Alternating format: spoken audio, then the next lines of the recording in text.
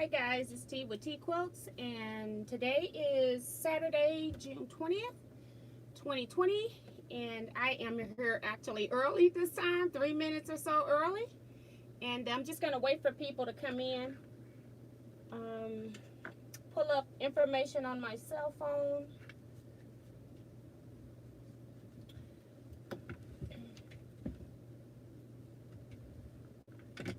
Trying to figure out where I can put this cord so that I don't roll over it. Maybe.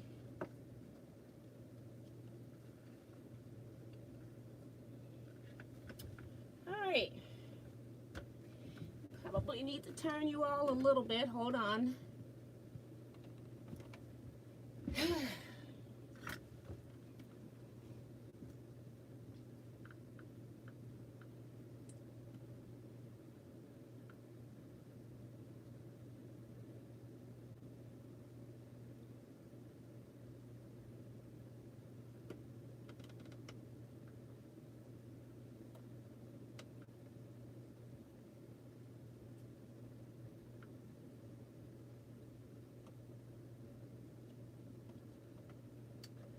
So we'll just wait a few minutes for people to get in.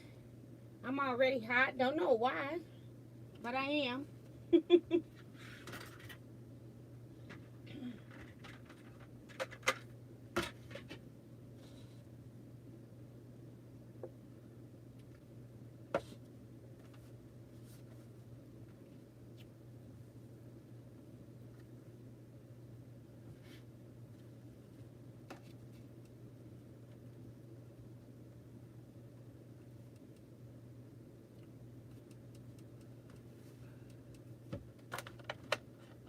Can't get this light not to, maybe right there it doesn't shine in. Oh, it's been a long day.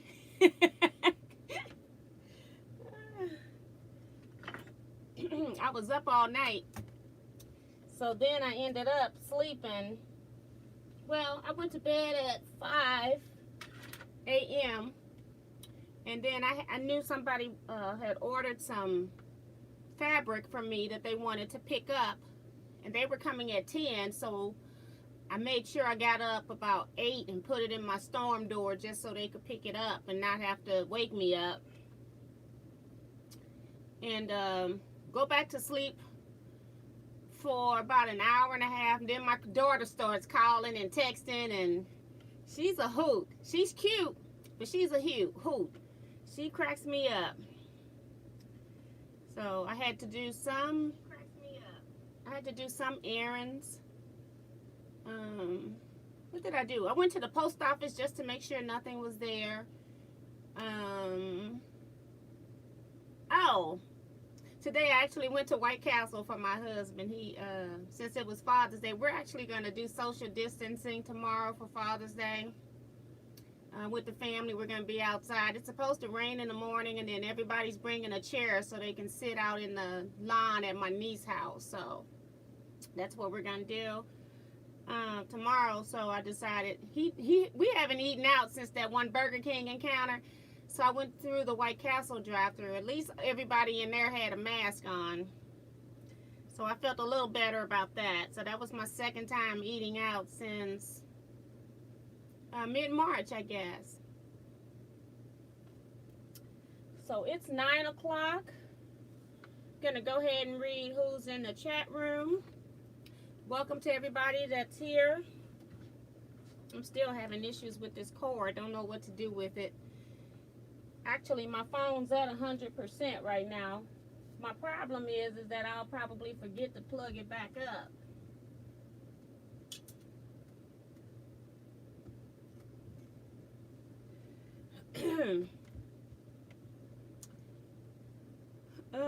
I rebooted my phone and it's already spooling, okay? So this is not gonna last long. It kicked me out of the live chat just from turning around. So first person here at 8:32, woo, is Quilt Gal. She says, hi T and everyone. Hot and humid in Maryland. We got the same thing here. Robin Boyd is here, says hello T and everyone. Also, I have an embroidery machine and has not used it. Hopefully, we'll learn with you. Lisa is here. Lisa Peg. She says, "Woo! I made it. Hello, Miss T, and everyone coming in." That's at 8:55. We had Robin at 8:40, 8:42. Mary is here saying, "Has everyone had a good day? I did until my golden ate my dinner." Oh my God! Did you leave it for a few seconds? Cheryl Clutis here says, "Good evening, everyone." Slowing Down Joe was here, says, "Hello, T and everyone." Bettina Fink is here, says, "Hi, T." Hi, Bettina. Wind Sprinter is here, says, "Hello from Maryland." Wilma Howard says, "Hi, how are you today?" "I'm great. Hopefully you're well too, Wilma." Kevin the Quilter is here. "Hey, Kevin." He goes, "Hey, T. Yes, you are hot." Then he goes, "Hey, T Quilters." He's a mess. Karen Notley says, "Hi, T and T Quilters. Love the block swap chat the other night." Thank you so much, Karen. June, you know what? And I haven't been on my desktop computer thinking of just a chat. Do you know that I'm not getting any notifications at all about having comments on my YouTube channel? So then I don't go looking. And then at first I couldn't comment. I couldn't reply to your comments on my phone unless I was on my desktop.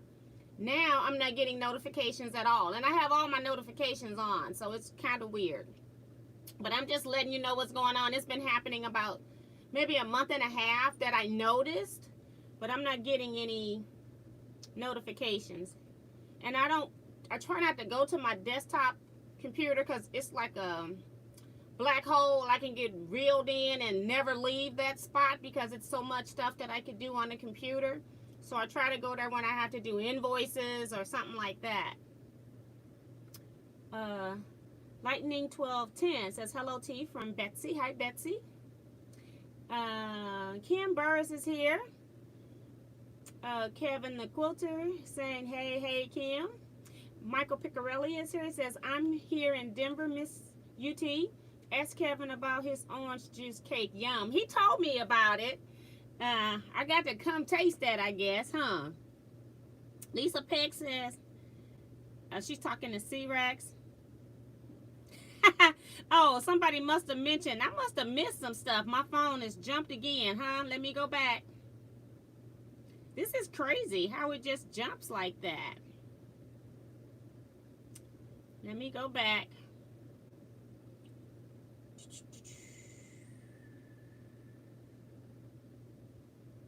I think I said June Hansen says, "Hi, Miss T and everyone." I think I did that one. Doris O says, "Hi, T and T Quilters. Hope everyone is doing well this evening." I think Cheryl Clute says, "Mary, mine ate my cookies. They need to get together." Laughing out loud, talking about the dogs. A big thumbs up for you, T. Thank you, Melissa. She's reminding everybody to hit the thumbs up button. If you're new to the channel, please also subscribe and hit that notification bell. My phone just keeps jumping, guys. Let's see. And Cam is saying, "Hi, T and everyone." That's where C-Rex was saying hello to everyone. Virgie says, "Hello, T and everyone."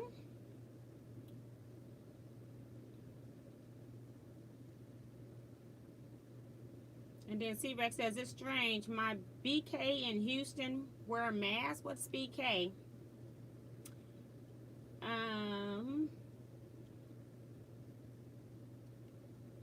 Claudette Bettis is here saying, "Hello, T and everyone." Wilma Howard is here from Kentucky.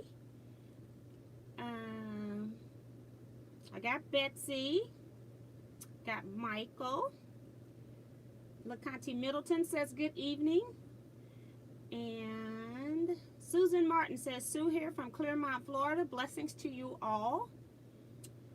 Terry T is here saying hello to everyone. And Kevin saying, "Yes, I do need to come get some cake. We need another play day, but with sewing machines this time." You got that right. My brother is here. He says, "Hey, sis, I'm here." That's Ray Mahone. Melinda C says, "Hello, T and everyone from Florida." Also reminding you all to hit that thumbs up. Victoria Solis is here, says we cannot leave comments on this channel. Old ones are not showing up. Hi. We cannot leave comments on this channel. Old ones are not showing up. My old comments show up, I think. I haven't been having problems seeing the comments once I go check them, and then I'm looking and I'm like, okay, I got 40 comments that I didn't get one notification for. But I think they work. C-Rex says T said her BK didn't wear a mask. Didn't wear M's. They're trying to say that, you know, like you can't say the mask is a 4-letter word around here. I ended up making 9 of them this week. And Kevin's telling my brother, Ray, you have to be one of the best brothers in the world. He's pretty cool. And somebody, oh, Cheryl says Burger King. C-Rex says Burger King. And they're there. I don't know if they ate at Burger King or what. But today is the sew-in chat day, and I'll go back to more comments. I'll start after 9:06 because people are just saying hey to my brother as far as that's concerned. I have a friend who she's trying to be a customer, but I'm going to go ahead and do this quilt for her for free. I may just charge her for supplies since she's like bumped herself up on my list. But I had a call from a friend. We've been friends since my daughter was in 3rd grade doing Girl Scouts. We were co-Girl Scout leaders. And we've been keeping in touch off and on, mostly now through Facebook because she has moved to Phoenix area.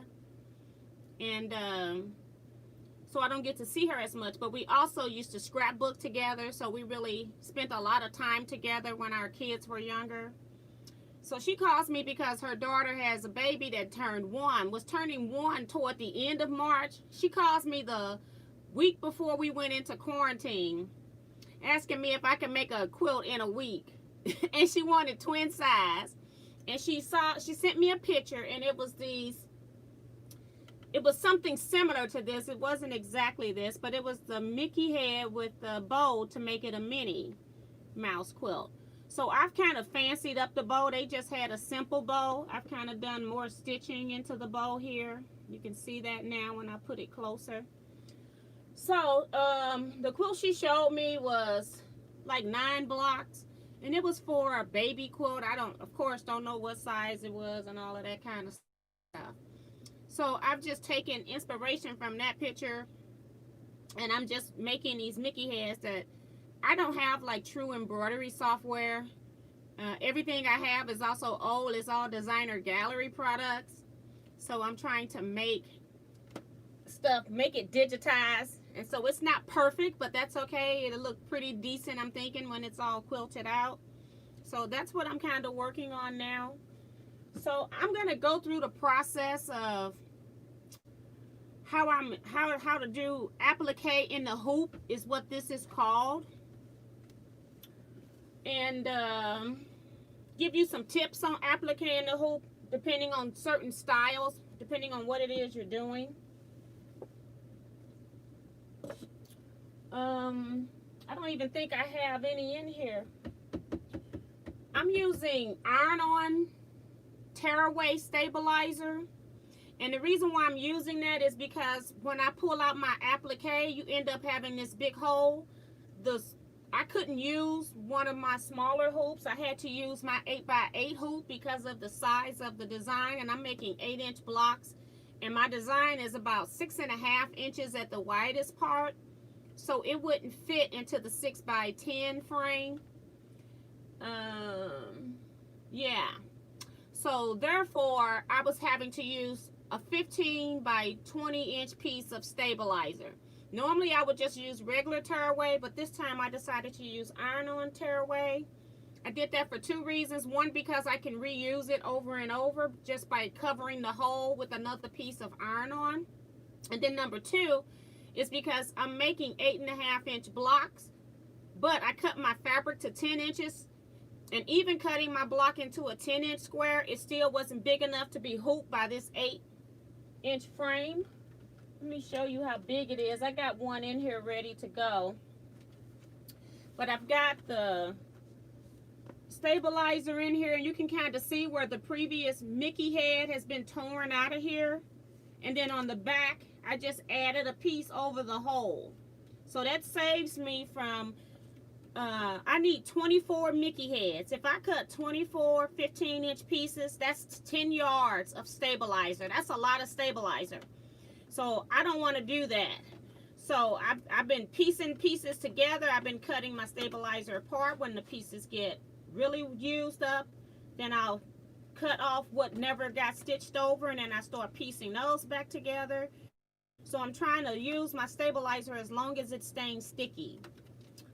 And you can see here in my fabric, this is the 10-inch square that's kind of just sitting right in the frame. If I had not ironed this down, I would have had to stitch one of those stabilizing boxes around here just so that it would stick to the stabilizer. But because it's an iron-on, then I can also eliminate that step. So once I hoop, and this is what it looks like once I pull the Mickey head out, because that's going to be a while coming.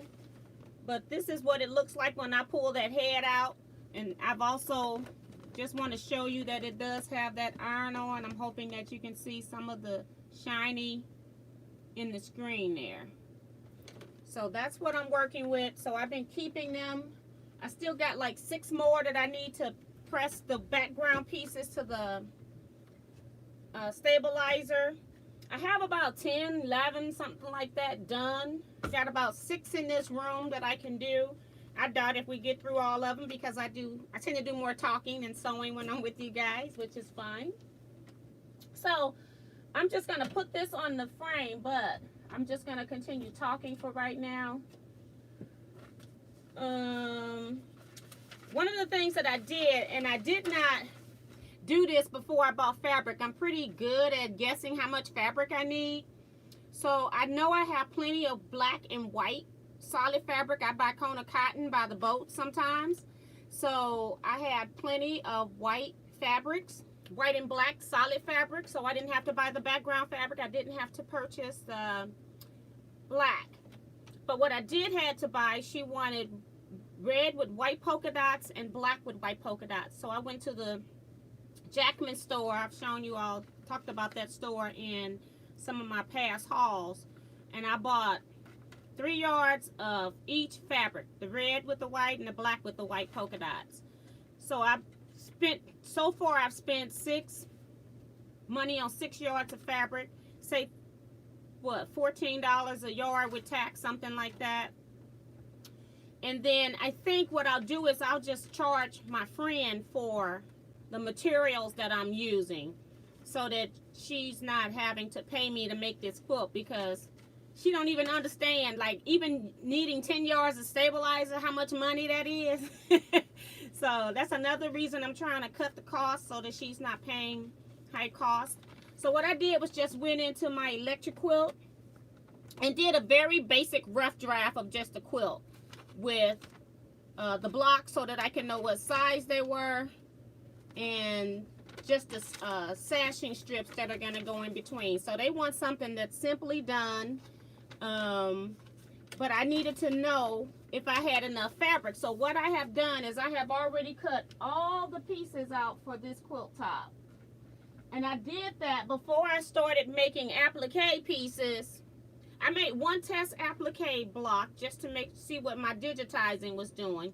And then after I knew I was ready to go, I then went and cut out all of my pieces that I need, because the last thing you want to do is get to the end of a quilt and then you're at that final border and don't have enough material to finish off the quilt.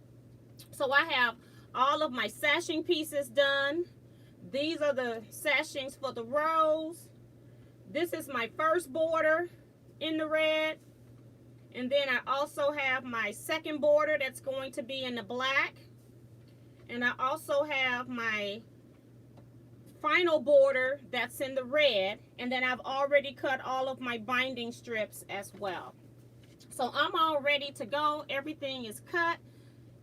My quarter-inch seam is normally to size, so I can pre-cut. If you're one of those people that you have to measure everything. I'm trying to put my pieces back over here. that you have to measure everything, then you may not want to pre-cut a whole quilt. But I'm normally pretty spot on when it comes to things like that. And then if I need to fudge any, I know how to pin so that I can pin top, bottom, middle, and then I know how to ease my way into things if it's not fitting perfectly anyway. But that's how I pin my borders anyway, just to make sure that they don't grow and that they don't become cattywampus as I'm sewing. So a lot of people look like they're commenting or coming into the room, so let me go back and read some of that. I just wanted to give you all a heads up on what I had done before I come into this room. I think we were at 9:06 before. I've been trying to pay some kind of attention. June says, haha, I didn't make any, and I forgot to drop the ones I have. She's talking about the mask. Tiffany is here. Says Tiffany's in the house just late. Hey. Shaquita is here. She says, hello everyone, still awake on the East Coast. Yes, because it's an hour later there. Trying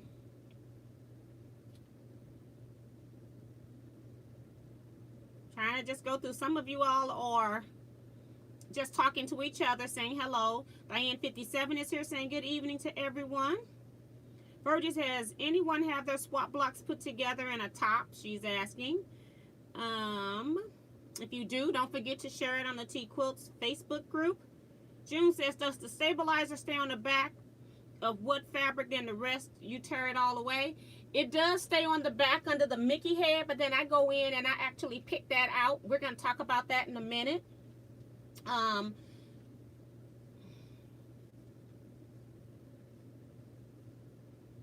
Tiffany says she hasn't started yet. T, is your embroidery machine a baby lock? Yes, it's an older style baby lock. It's the baby lock Elissimo. So it's quite a few years old. I don't even remember how many years anymore. Ellie Scrapper is here saying good evening, everyone. Let's see. Can't wait to see it finish, T. Too stinking cute. Marsha Ryan says late joining, but I made it. You haven't missed much. Ellie says she had to take a break from setting up another craft sewing room in my second home. That's pretty fun. Have sewing room in both places. So glad to see all your smiling names. That's Diane. Lisa says, you guys remember to give a thumbs up. Thank you so much, Lisa. Kimberly Dion is here, says, I personally made 15,000 masks for our local base for the dependents. That's a lot of masks, girl. You weren't that lady that was in the picture that the husband took a picture of them slumped over their sewing machine, had just fallen asleep, had made so many masks. I said, ooh, Lord, she's a true hero. June says, I've not got that kind of stabilizer yet. Kelly A says, hi, Miss TNT Quilters. Hope all are well and you have a gorgeous day as we did here in Northeast Kansas. We had some rain this afternoon, but it was still good. I was inside by then. I had done my running around earlier. I'm at 92%, so I'm okay. Okie dokie. I want to make sure I had one of those weird messages that didn't click off when I put my embroidery machine in. See if it's gonna work. Okay, two other things I got to talk about. When you're doing appliquing the hoop, some people do not use fusible web. I like to use fusible web because it makes that fabric strong and stick, and I think it helps with the stitching as well to keep the edges from fraying. So I like to put stabilizer on the back of my material. I thought I kept it on too. Yeah, still. So what I actually did was cut my black fabric and my red fabric into strips. And then I cut those strips.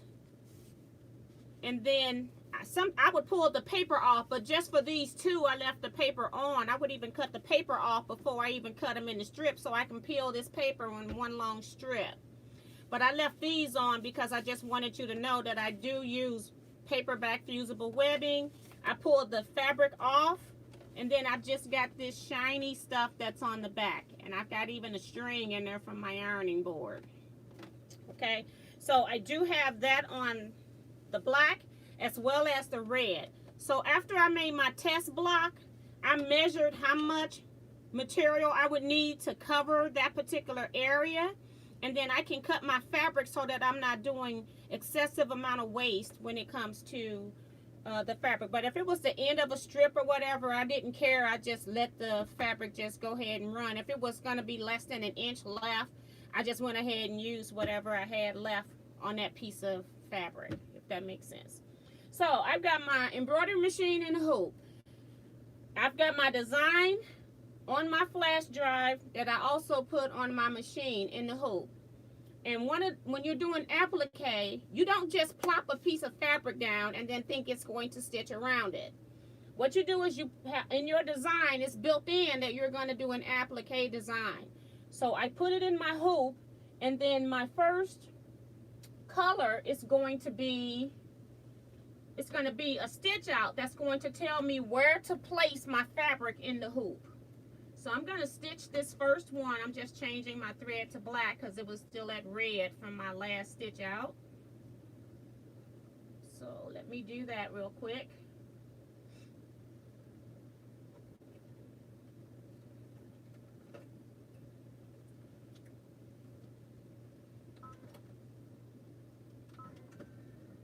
So I got an automatic threader on my machine, so that's the noise you're hearing.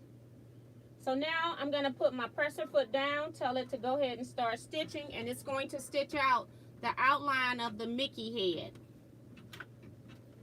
It'll take about a minute to do that.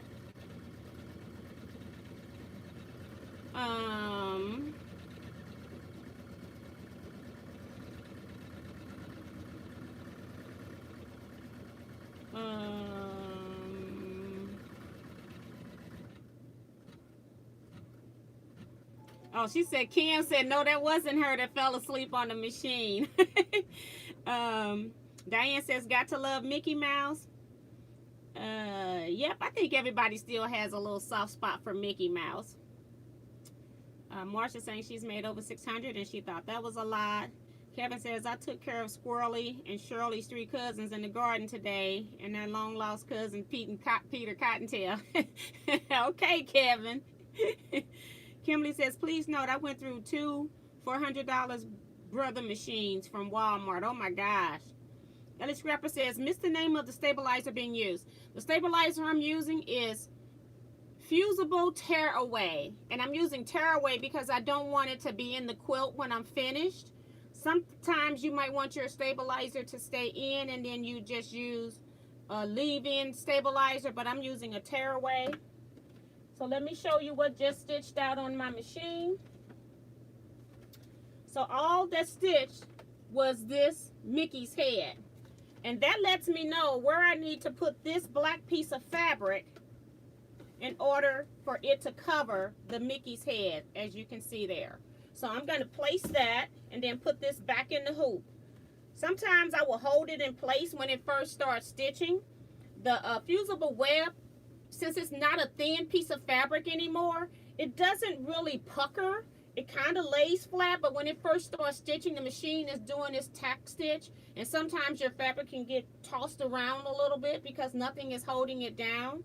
Some people will tape their corners in, but that's just an extra step that I don't need. So I've learned that I can do this just by holding it down when it first starts, and then I just let it ride from there. So I'm going to put the hoop back on. The main thing about stitching in the hoop is that when they tell you to stop, they call those color stops.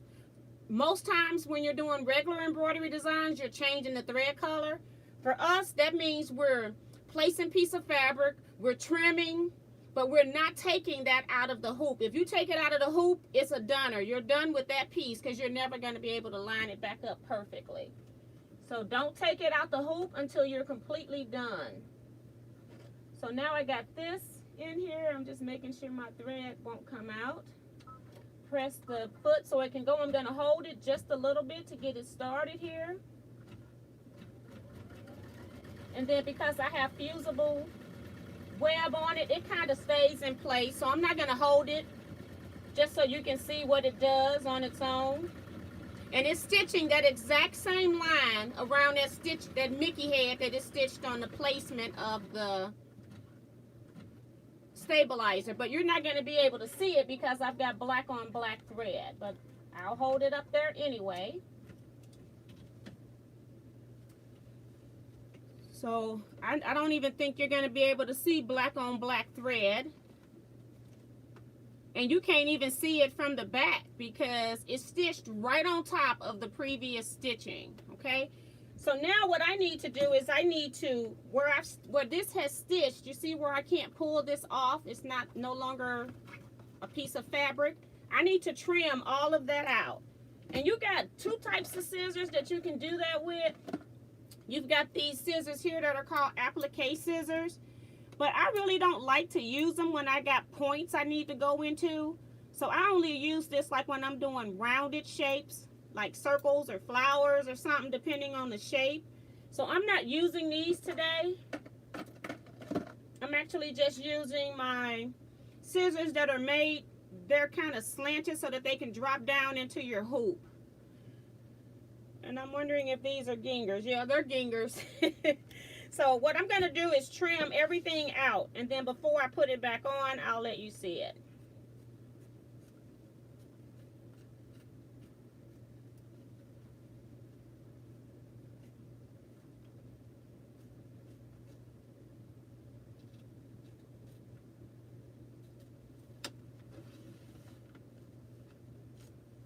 And I do spin my hoop, but the main thing is that you don't want to take it out of the hoop.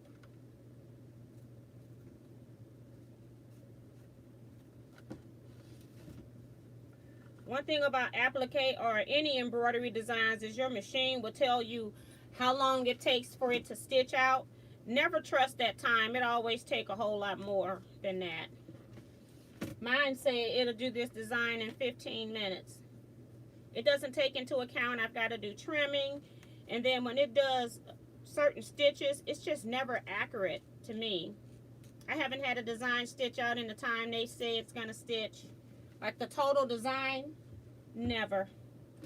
So now all I did was just trimmed around my Mickey head. I got all kind of frays from the black, from trimming it down. And to prevent that from continuing to fray, that's when I go back here where I've got my iron and I press. But I'm going to just bring it up so you can see it this one time. I just put my hoop on my press surface and then I just iron it. It doesn't take a whole lot. I'm using, I think this is a Heat and Bond Light, and it just takes 4 seconds. And then I put this back in. This time when I put this on, it's going to now stitch the satin stitch around the outside edge.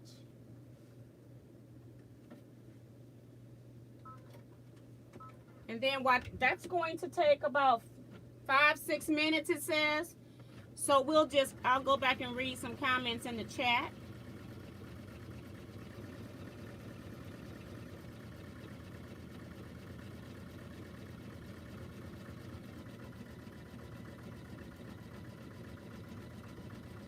Kimberly says, I was stuck in bed recovering from back surgery, sewing while in a hospital bed and on pain meds. It's so comfortable, laughing out loud. I guess so. You better keep them. Use them as long as you need to. Thank you, Melissa LePage. She sent me $5 through the super chat. Appreciate that. Let's see. Hold on. I got to go back. It jumped me down.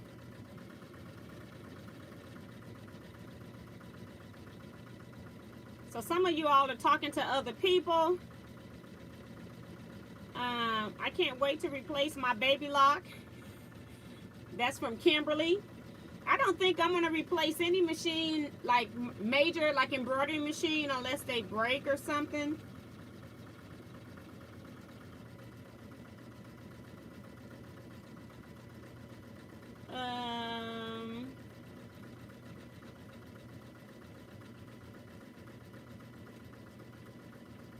Kimberly was saying that her husband and her daughter helped to cut out the mask. That was really nice. I can't give anybody in my family to help do a thing regarding quilting.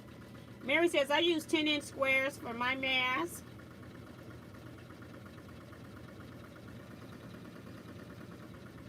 Just throwing it out there. People may want to try that. Before all this shut down, I signed up for a class. That's what Robin said. And somebody asked what class. Let's see if she came back. Embroidery class with my sewing machine. Yeah. And I think even just a class on stabilizers, if you don't get any other class out of machine embroidery, at least get a class on stabilizing or do the research to understand when you use different types of stabilizer.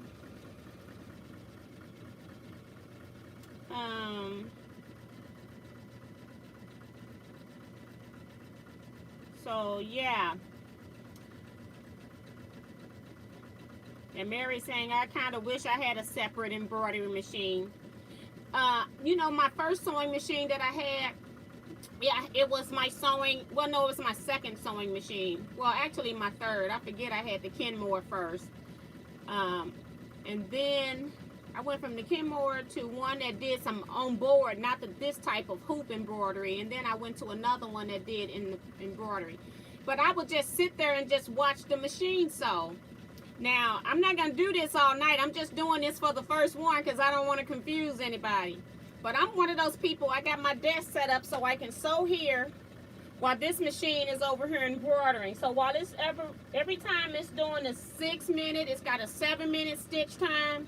When it's doing that, I'm over here sewing on something else. On the little minute things, when I'm just got to put it in, so I know where to place my fabric, and I got to trim and all of that. I don't do anything in between that. But I tend to sew while I'm doing machine embroidery just because it's multitasking and I don't have to necessarily watch a machine stitch. June says, I have done a couple of embroidery that way, but your stabilizer would be better. Kim is talking to Mary. Okay, so I've already done like 12 blocks or so, maybe. Let me see, 1, 2, 3, 4, 6. Wait a minute. 1, 2, 3, 4, 5, 6, 7, 8, 9, 10, 11, 12. So this is 12, and then I've got 2 somewhere. Maybe that's it up here. These need to be trimmed. So I got 2 that need to be trimmed into the inch pieces. But I got 10 of them that I can work with. So I'll be piecing some of my rows together. Hopefully, I'm going to get this one out. We're going to do this one so you can see all the steps without me doing anything else. And then I'm going to start sewing some of these blocks that are already made together. Because like I said, this is a really simple quilt, so I don't have to wait for everything to be done. It's not like every block is different where I have to try to see where I'm going to put it. This is the same block, so it's nice so I can be sewing over there while I'm also piecing sections of it together on this machine now that I've got a good start on it. And I just started on this yesterday as well. I did my test block earlier in the week, like Wednesday, and then now I told her that I would start on it this weekend, so I want to work on it Friday, Saturday, and Sunday just to see how far I get. Although since I was up to 5 o'clock working on it last night, I decided not to do a whole lot today. So that's, and I knew I was coming on here to sew with you all too, so.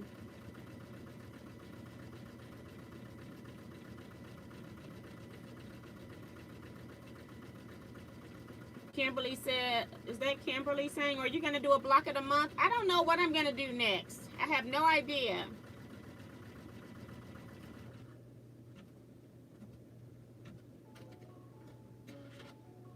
Lisa says, heavens, I'm still trying to sew a straight 1/4 inch seam.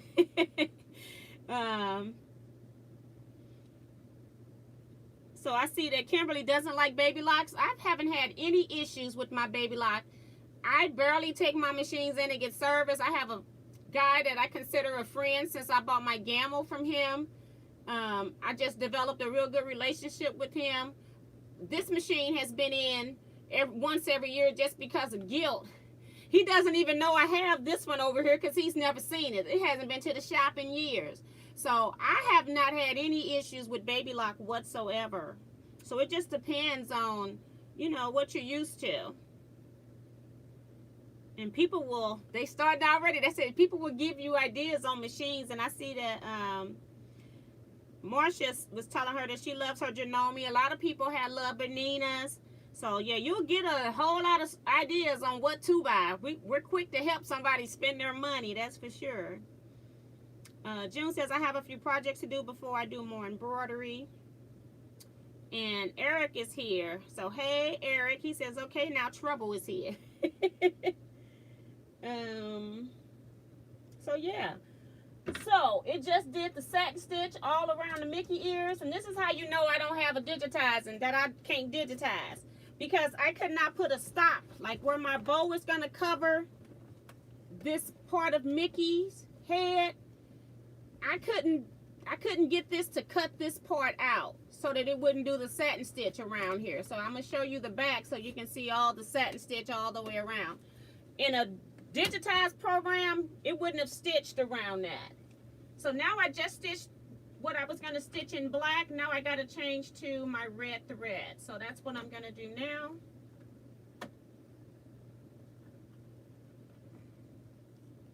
Because we're about to sew the bow.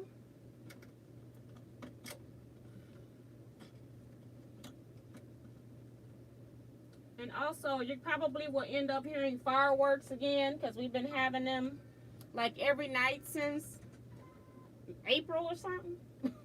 Crazy. So I can put this back in. Next step is it's going to tell me where to place my red fabric. So it's going to give me a placement stitch.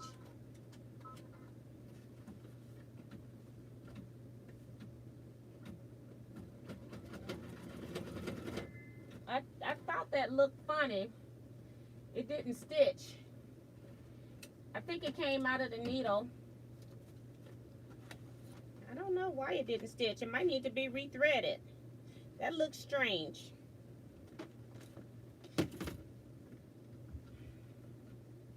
Started from the top. I probably didn't get it in the tension guide.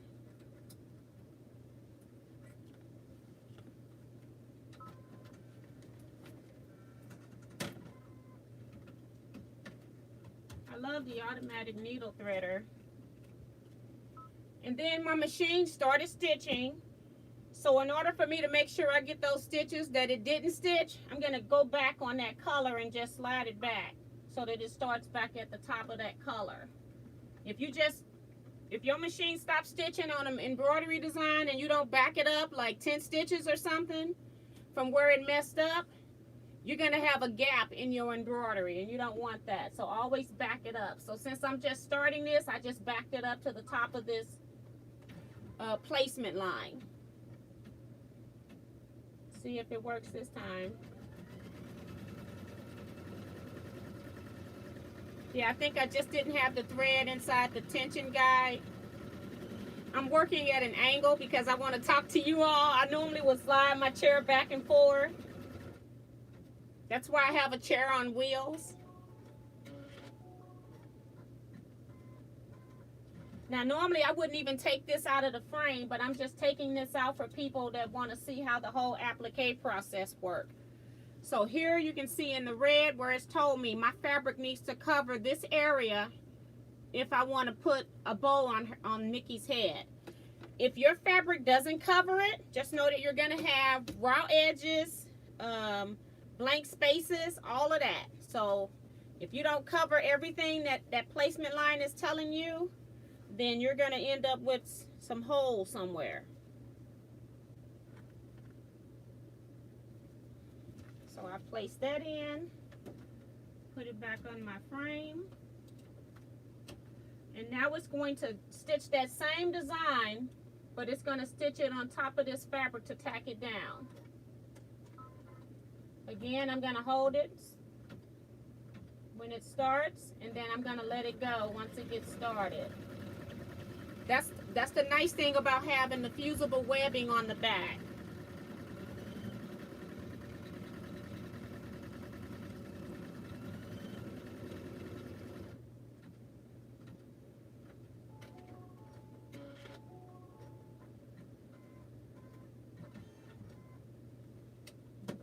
Take it off the hoop, but don't take it out of the hoop. So you're not going to be able to see this at all because, again, it's red on red. You might catch some of the stitching. But now I've got to trim around that, and then I'll show it to you after that.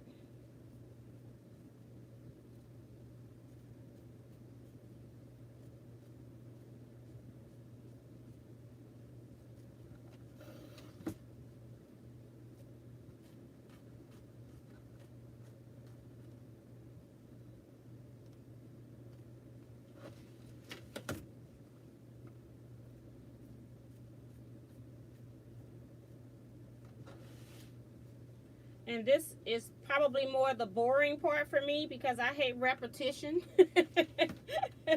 That's why I hated making the mask, because it was the exact same thing over and over again.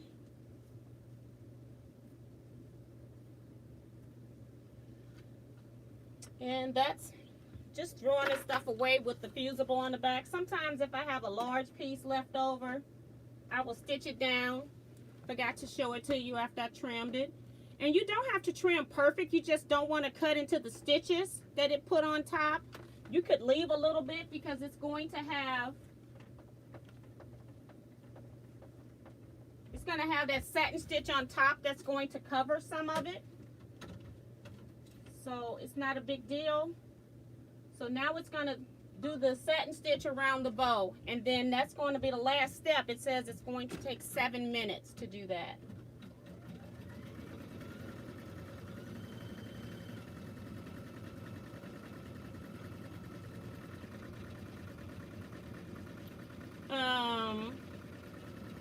Virgie says, my embroidery machine stopped in the middle of stitching and I cannot figure out what caused it, so I just start over.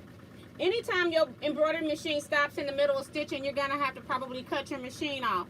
Some of the better embroidery machines, almost any embroidery machine that I had, even my Singer embroidery machine, when you cut your machine off in the middle of a design, it should pop you right back in where it defaulted. So you shouldn't have had to pull it out. You may have had to back up a few stitches or something, but other than that, you shouldn't have had to pull it out.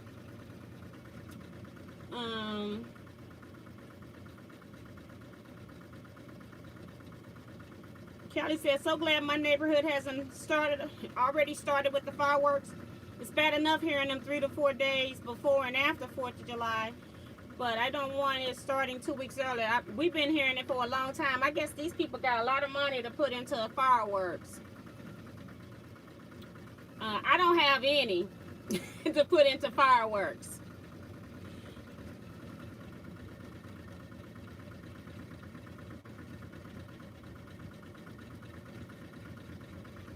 I heard fireworks here last night. My golden is scared to death. Yeah, some dogs don't like it. Do you use embroidery thread tee? Yes, I'm probably one of the few people that use Sulky brand embroidery thread. I do have like Roberson Anton, some from Floriani, but basically I just use Sulky thread, and the reason why I haven't had any problems with it, when I've needed to heat my threads, it hasn't melted. It's rayon. It hasn't melted for me. I'm not heating it like that. I don't know why you would put long-term heat on something anyway like that, an applique or an embroidery design. I would iron it from the back if it was me, but I haven't had any trouble with it. And the reason why I still like getting Sulky brand is because I can get it at my local Joann store. I'm not ever out of thread if I got to order something and wait for it to be delivered. So I do use Sulky thread for the most part, but I do have a few other brands. And the reason why I have those other brands is because I've attended embroidery classes where when you paid your fee, that was included. It's not like I bought them. I've never bought any of them. Only kind I buy is Sulky.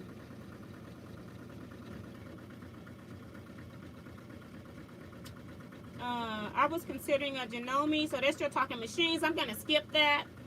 June says mine can do everything, but they do machine. That is, I don't know what she's still talking machine, so I'm gonna skip it because I don't know what she's trying to say. And Diane also started with a Kenmore. I do like, my Kenmore was a beast. I still got it. I given it to my daughter, and then when she moved into a smaller place in one time, and then she gave it to me, and she's never asked for it back when she moved into her house. So I still got the sewing machine. And Diane said that machine is 30 years old, and mine's, I bought it in 1986, that Kenmore. They last. Them were a beast.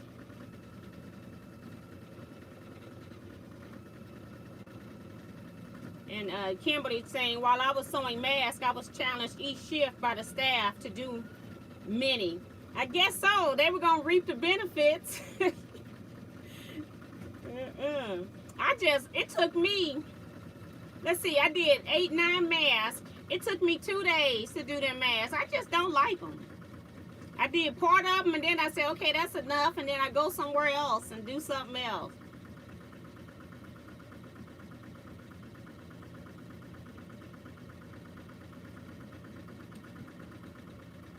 And Mary says, glad my kids are too old for fireworks. I think that these are old kids. These are not no youngsters. These are adults that's popping all this stuff.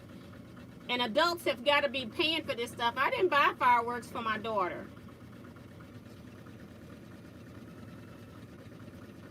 Tiffany says she's got fireworks daily. I think because I'm a party town and people come and set them off.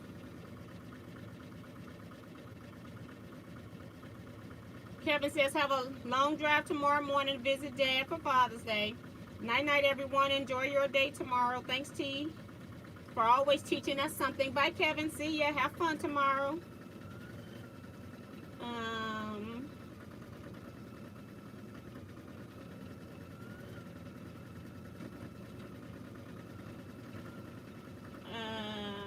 Eric says that he started on a singer.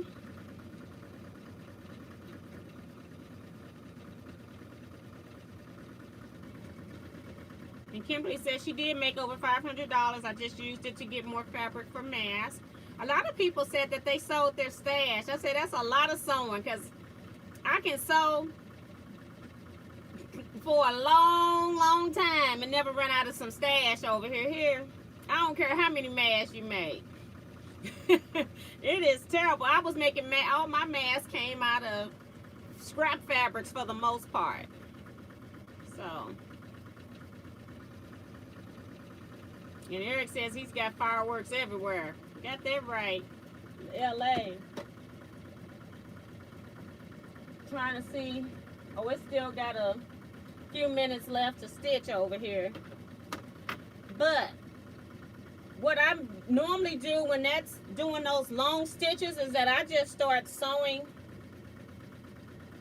other pieces together. So I'm not wasting my time watching the machine sew.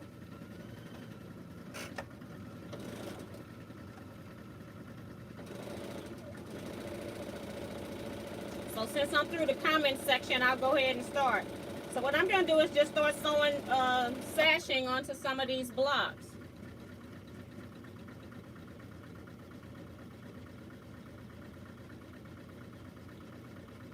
And then it's probably going to stop before I even get through to the next one now that I've waited all this time. But that's kind of how I do the multitasking when I'm sewing. And on these sashing pieces here, I cut my smallest pieces last. And so some of my sashing pieces I had to piece them in order to cut, to get my final cuts out. Let me show you what I mean. Like I was short fabric, and so I had to cut and sew two pieces together. But when I go through and do all the quilting on that, you'll never see that seam. Put that over there.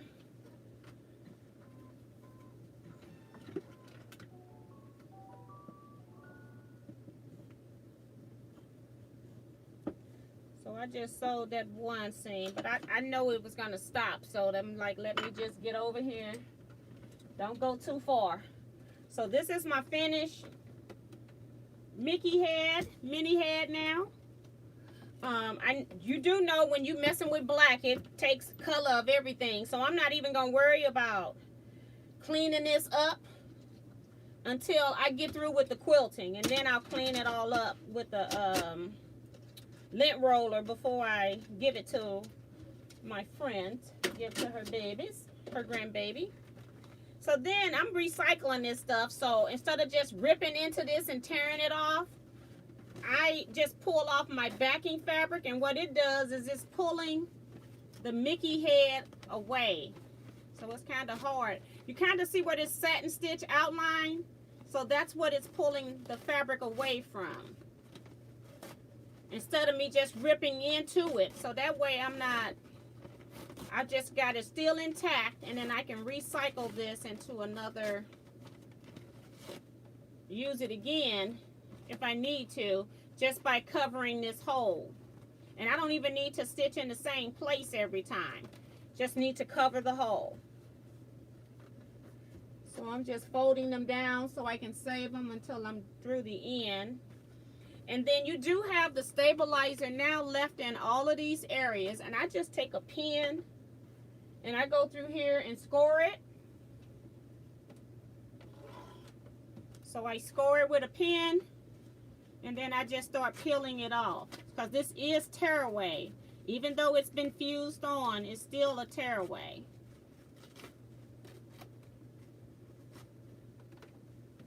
I've got my bag here, and I just toss this in the trash. I don't know of anything you can do with it.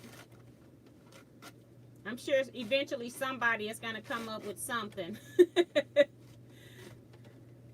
So then I just pull all the tearaway. The reason why I don't need the tearaway to stay in here is because I have fusible web on the fabric, so it's already stabilized.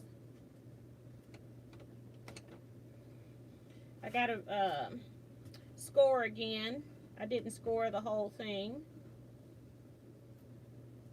And then when I get into the smaller areas, I may even use my pen to go up under my scoring so I can pull out the little small pieces as well. I'll just put my paper here and transfer it over. Go up under my score and pull up all my little pieces.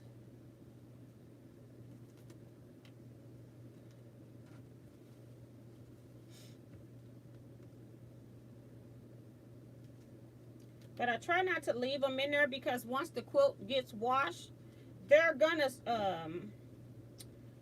come out when they get wet, and then it's gonna be, you'll start to feel it under the quilt if you leave it in tearaway. But if you use cutaway, it won't tear up like that. It'll stay permanent. But I didn't want mine permanent. So it's kind of like pulling the paper out of paper piecing right now. Normally, like the head part isn't bad. It's just the little sections in the bow. It takes a little bit more time.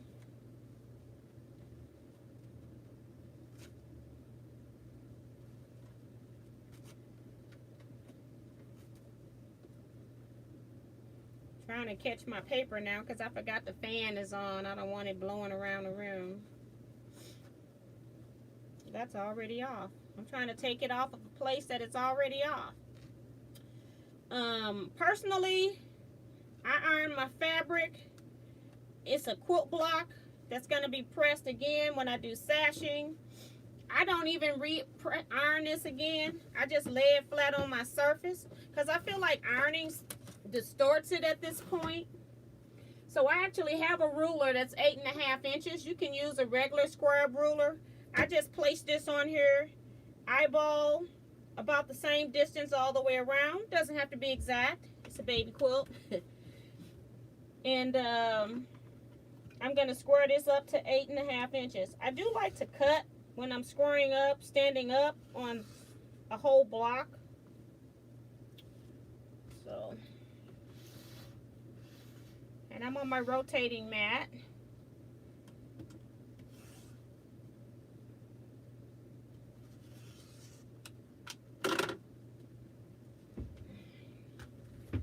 Put the ruler back up, and then I've got my block ready to be stitched.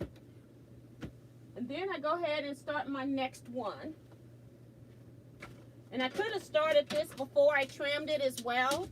But, you know, that first one's only going to be a minute stitch because it's going to be a placement line. Then I put my fabric down. It's going to give me the stitch around, which is another minute. So I just go ahead, if I'm going to pull this stuff off, I tend to do it in batch. Sometimes I don't do it right when they come out. I'll just take them and put them to the side. But I just wanted to do the whole process for you guys. But that's basically how you make your applique in a hoop blocks.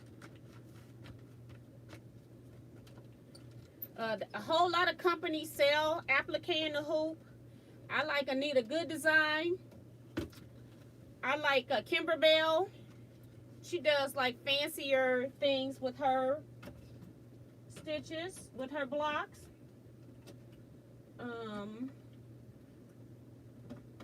Who else do I buy? I don't know if you all know the Stitch Connection. They sell quilt blocks. They now have a lot of their block of the months. I did their Snowman Collector quilt, and I also did, it was another snowman quilt, but I forgot the name of it. It was a red work quilt. But I love Stitch Connection stuff. It's a lot of companies that I use. But I haven't been doing a whole lot of embroidery for a while now. Only thing I've been embroidering is my quilt labels. So this is just going to do that placement stitch. I've got my piece of fabric ready to put down once it stops. I'm not going to take it out the hoop anymore. It's just giving me a placement line.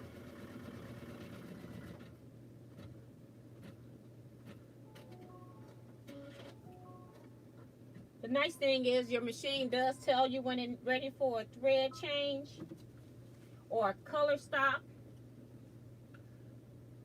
So I can be in another part of the house and hear that bell going, and I know I got to go back in there.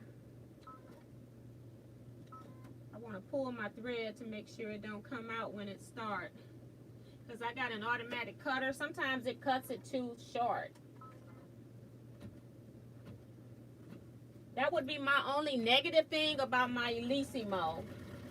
Other than that, nothing. I love this machine.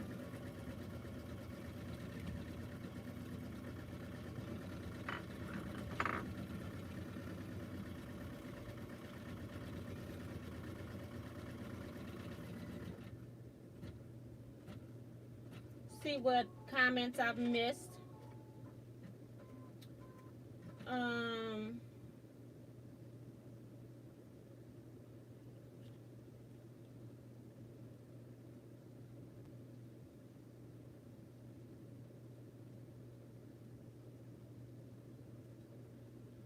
Eric talking about he feel like he's in a war zone with all the fireworks. Timberly says, I was in a hospital and didn't want my husband to bring me fabric that I purchased for another project. Plus, he saw how much I truly had in fabric and he would not be happy. Lisa says, if I can see them, I don't mind them. We live in the country, but teens are having way too much fun for this old gal. Tiffany, I know what you mean. My family still in your area, shoot them off every holiday and birthday and so on. My uncle works for a blow it up company, so he gets fireworks like crazy. My family loves it. One of my aunts blew off her fingers from a firework, and a cousin caught his bottom lip on fire, jumping through fireworks to show off. That's just too much. Goodness.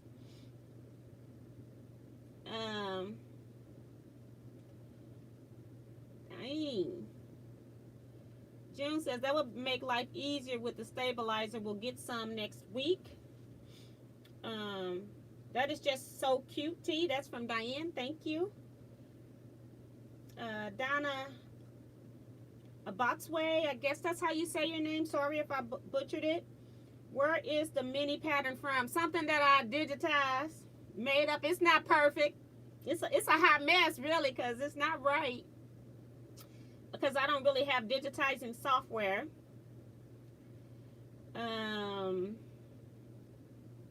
June says, I'm in mid-hour. I might be for 5 hours north of T. We're supposed to have rain all day today. It totally missed us. That was Kimberly. Okay. Well, we supposed to have some tomorrow, but it came today, so I'm hoping that we don't have as much tomorrow. Kimberly is asking where I'm from. Mary has told her St. Louis. June has said she's in St. Louis. Kimberly says, can you make a quilt label for me? Corner one. I have to think about it. Let me know what it is you want, and I'll think about it.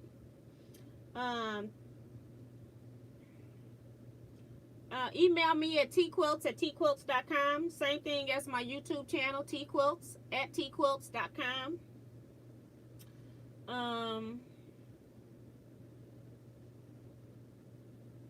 Oh, Kimberly's saying I'm close to her. So where are you from, Kimberly? Subscribe if you want to. If you are new, join us on Facebook and show us what you have made. Yes, that's from Diane. Francesca is here. She says, hi, T and all. Hi, miss you guys. I was just thinking about sending out an email. I said I haven't even communicated at all with Scrap Club.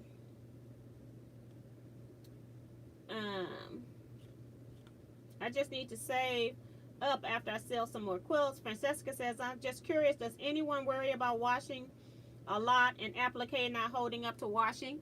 I think it's gonna do some fraying eventually, but that's what the chance you take with applique. So they want this for a baby's bed, twin bed. I mean, who am I to tell them? There's no other way that you can get a Mickey with, well, Minnie with the bow on the head too, you know. I think that machine would be perfect for you, Tiff. Like your blocks from June, thank you. Oh, Kimberly's in Branson. Okay, yeah.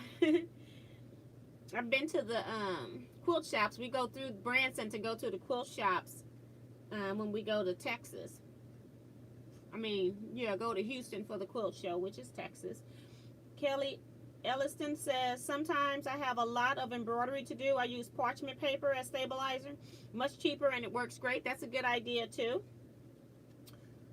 I tend to buy, I've learned that like Joann's have different stabilizers and that they do have some machine embroideries or stabilizers that you can use for machine embroidery, and then when they have their 50 or 70% off sale on stabilizer, I tend to go buy the whole boat. I'm one of those people that when it's a great deal and I know I use it, I'll buy it by the boat. My screen is just jumping.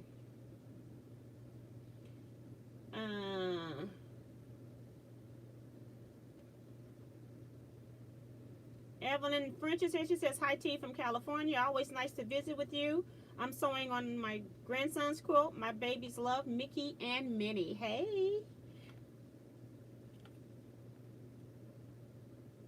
I'm hoping I didn't miss anything. Kimberly, to my next time you go to Houston, want to pick me up, please? I'm actually riding with 2 other people. All right, my machine stopped long time ago. Just wanted to get through the comments. I'm in trim mode. Now I can go back to sewing after this because it's going to do that 7-minute embroidery satin stitch around here.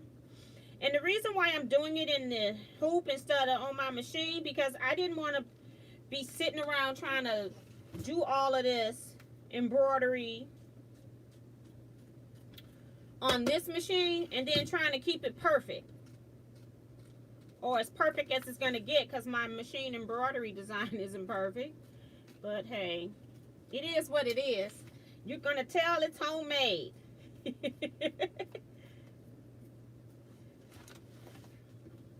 Or shall I say handmade, not necessarily homemade, but handmade. Otherwise, what's the point?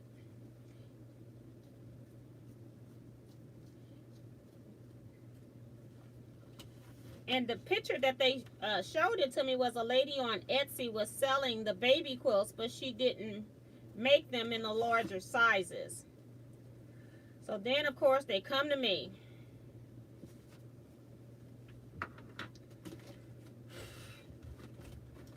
want to just heat this with an iron just to get my stabilizer stuck down, my fusible web.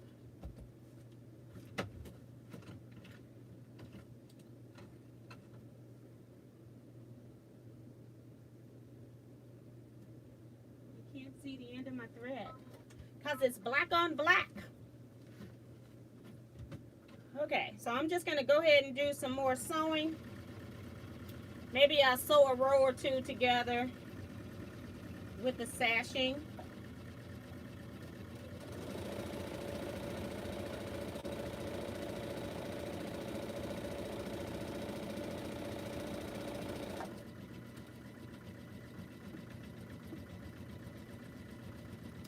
Eight inches, like 9 inches or less, I don't tend to pin.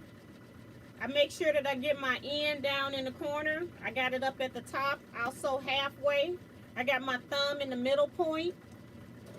I'll sew to that point before I move my thumb to make sure I'm not making it anything grow. And then continue to the end.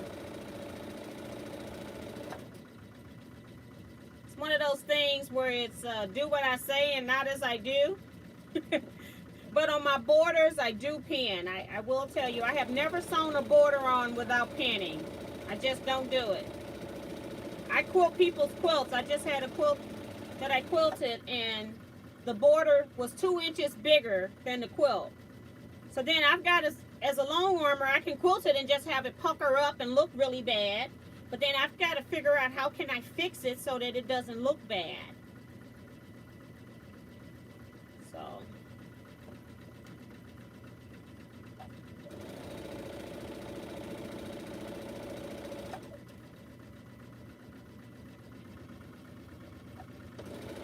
and it stalls my time because it takes a long time for me to fix it at the long arm because I have to wet the quilt and then let it dry. Things like that. It's just too much.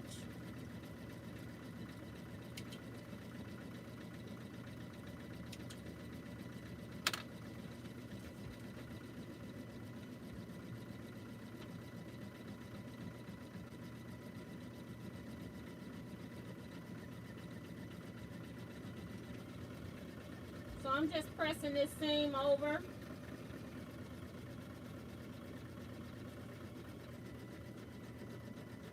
I put my press mat back here so I wouldn't have to worry about cutting and pressing in the same spot.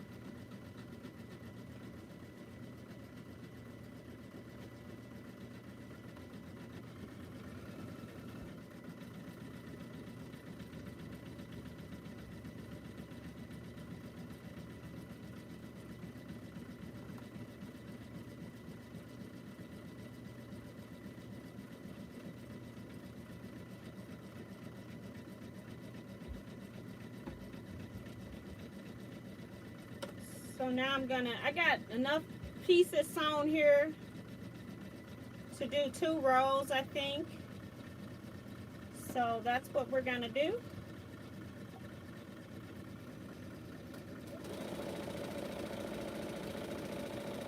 Or we're gonna attempt to do anyway.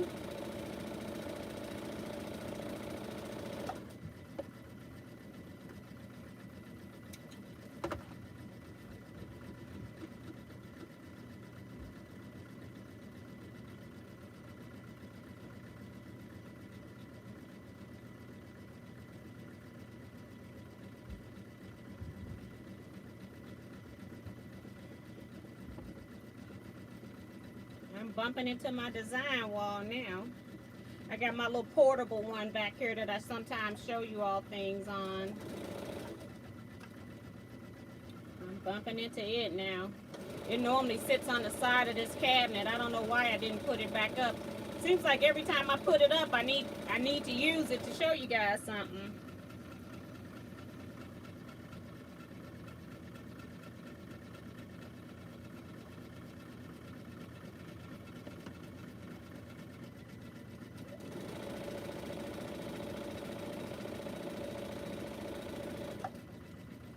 And I have no idea how I'm going to quilt this. I don't know if I'm just going to do an all over and go through the applique. I'm thinking if I do that, It will help to hold it down for washing. I haven't decided yet. I don't know if I want to custom quilt something for a baby, you know?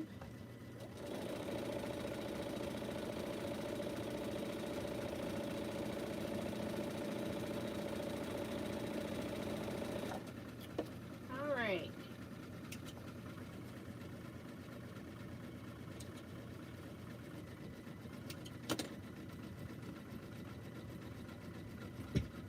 Coming back around to the top. Let me move this design wall. I probably end up pulling it right back over here if I need to. I don't think I'm going to need to because I can hold this up.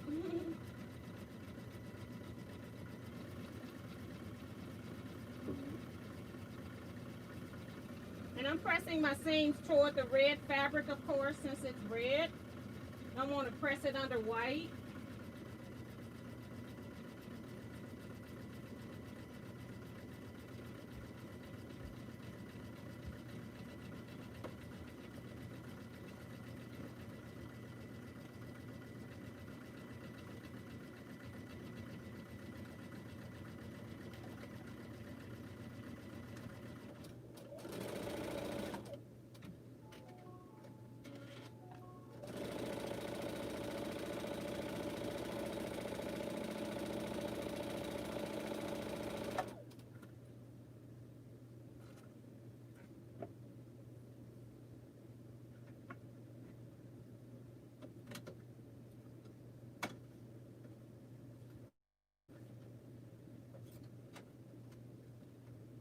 It's ready for my red thread here for the bow, so I'm just changing the thread. It's going to give me that placement line.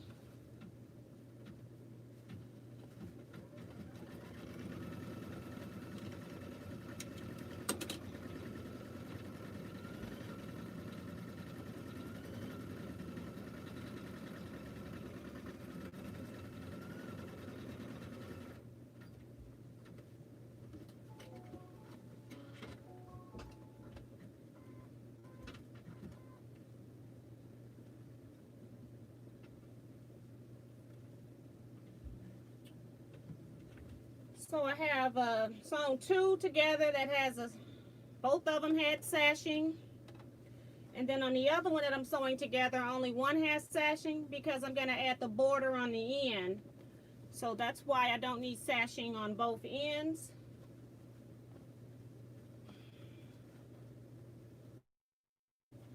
And I'll just pop this up here for just a second while I put my red fabric and just stitch that placement line for me.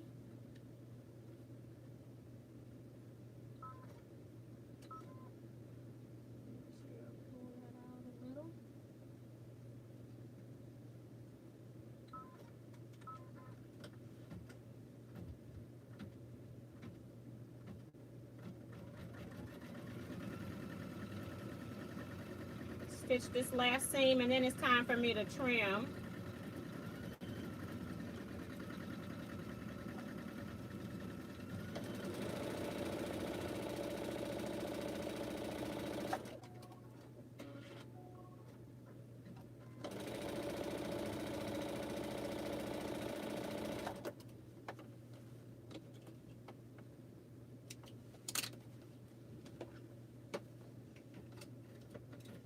So this is how I get stuff done, guys.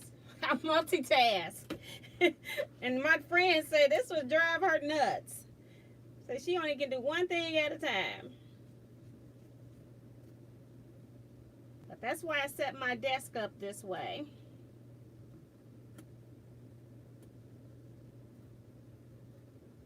And then sometimes I have designs where you have in the hoop designs where you have to hoop 2 times. Like you'll make part A and then you have to hoop to make part B and then you add part A on top of part B. I would set both of these machines up. I stitch part A on one machine and then stitch the part B on the other machine. So that I have my own little sweatshop going in here.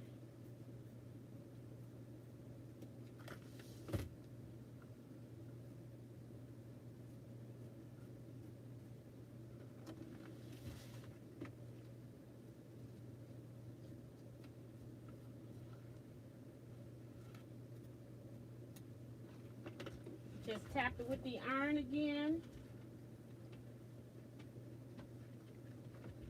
Put it back in.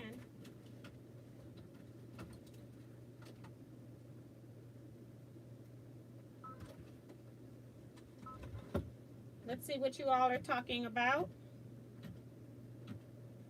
Thanks, Cheryl Bean. She says cute blocks. Trisha Tello is here. She says, hi T, hi everyone, greetings from Southern California. I hope everyone is doing well. Kelly is really nice. She said hello to Trisha and says, welcome, speaking for myself, doing well.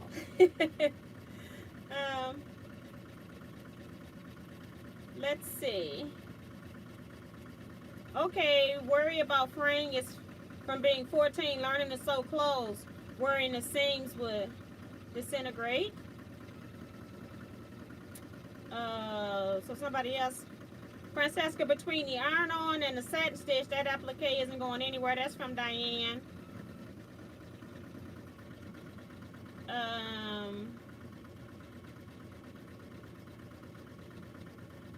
I learned really quick to zigzag on all edges. You got that right.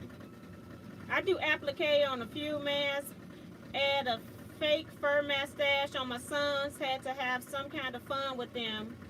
I put those supplies away for good. I hope. That's from Lisa. Yep. So let me, I just stitched this seam. Let me press it.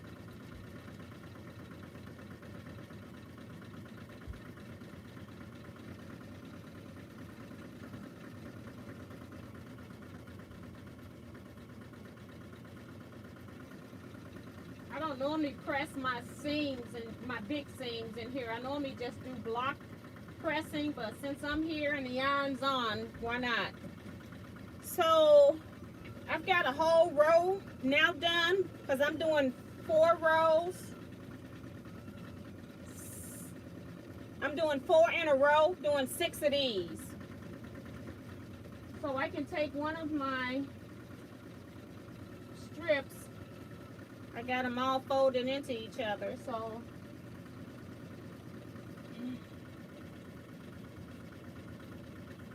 I'll put it on the top because it gets one on the top too, if I'm not mistaken. Yep. So we'll start at the top. And so this is where I pin. I don't take shortcuts here. Pin each side.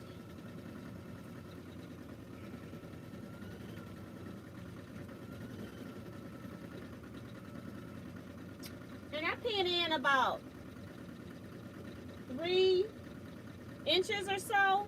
So that way I know my ends aren't going to be pulled. And then I can just open this up. And then I can catch my center where I need to. And I know that it's going to be evenly distributed throughout the strip.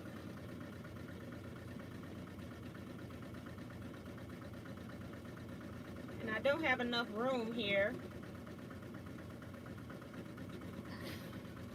I normally do this back on my long arm so I can lay everything out nice and flat. But I do use pins here. I don't skip pins when it's any type of border-ish type design, sashing, anything like that. If it's a long piece, I make sure that it's evenly distributed so I get no puckers at one end or another.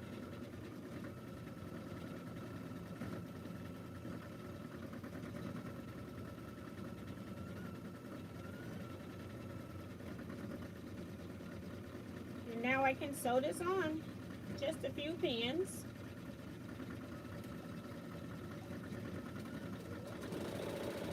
And I only backstitch on my final border. That's the only time I backstitch.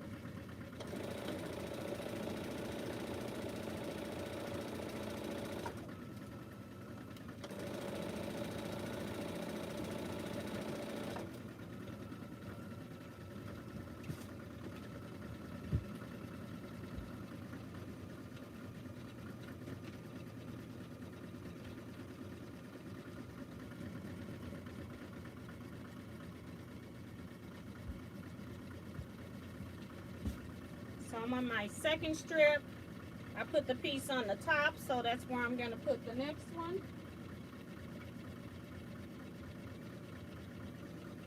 I got all my strips laying in order of when I'm going to put them on the quilt. That makes it easier for me to pick up. I don't have to worry what is what.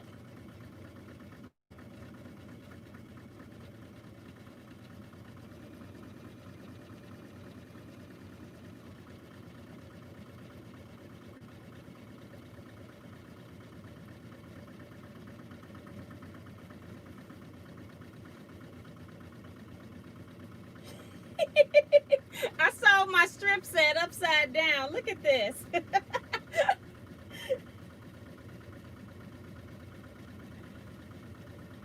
See anything wrong with this?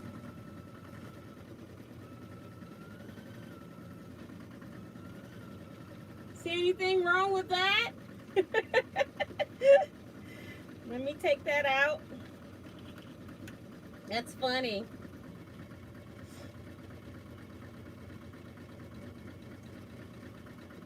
At least I saw it before I sewed the sashing strip on here.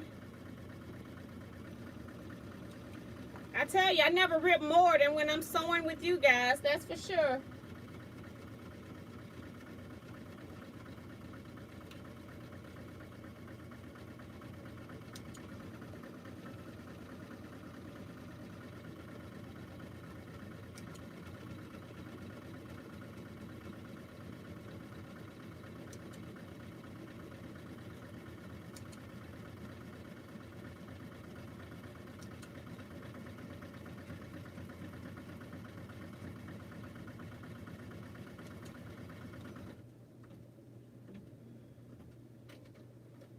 So my block is done. It can just sit there until I get through with this.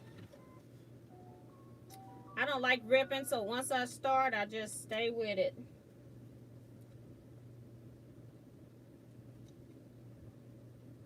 I got this seam in here good. At least I know my seams are gonna hold up. I tend to stitch with a 2.0. I know some people stitch with 2.5, but I like the tightness of the stitch without it puckering. And then if I'm paper piecing, I'll go down to 1.5.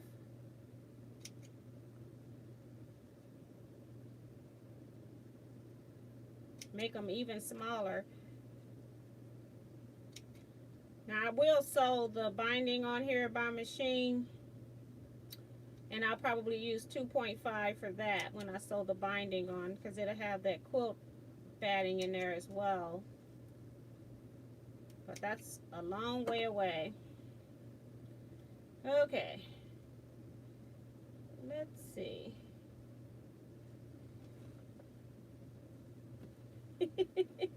Turned it upside down. Not paying attention. I always like to fix my mistakes. I never leave my sewing room with a mistake that I have to come back to the next time I come in. I always try to fix it.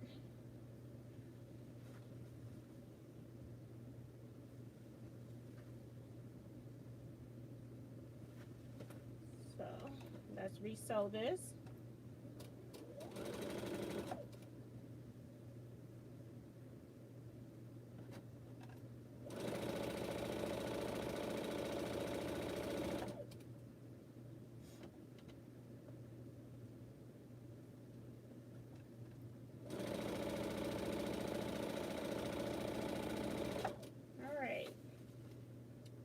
Let me check the comments.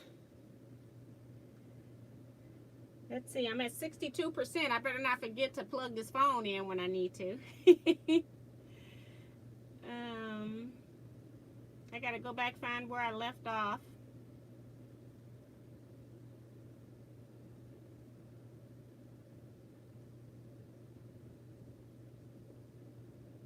People are talking about humidity, and Kelly A says, oh, 50% humidity is a pretty mild day here, Tiff.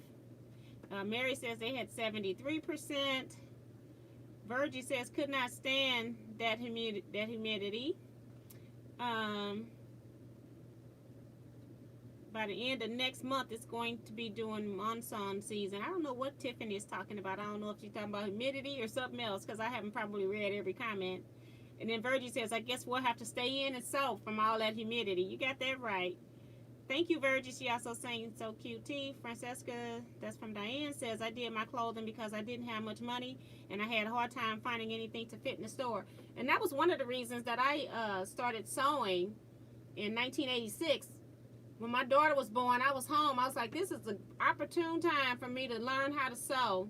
And I was making like 3 or 4 outfits a week for myself. It was so much cheaper than buying. And nowadays, I don't think that that's true all the time. I think fabric is so expensive that you're actually paying more money. You're just going to have something that's unique.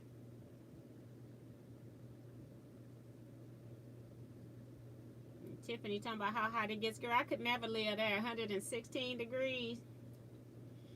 Kelly says cute blocks. But that's quite a large baby quilt, especially since you still have to border it. It's for a twin size bed. She's turned 1 and they're redoing the room in Minnie Mouse theme, and so they wanted a Minnie Mouse quilt. They didn't want to buy a baby quilt because it wasn't gonna go with, they didn't want to change the theme of the room as she grew. So this is what her room is going to be. So they specifically requested a twin size quilt. This quilt's gonna be 64 by 86, I think. Eric says, going through my scrap stash and having serious questions on my fabric choices. I did that when I was wrapping all of my fabric. I took all of that stuff that I didn't like anymore, and I used it for quilt backs, especially on a lot of the charity quilts that I did. I just made a lot of quilt backs, and I still got I used a laundry hamper that you can buy from like your local box store, and I used that to put all of those fabrics in that I can use for backings. Thanks, Melissa. She was telling Kelly it's a twin.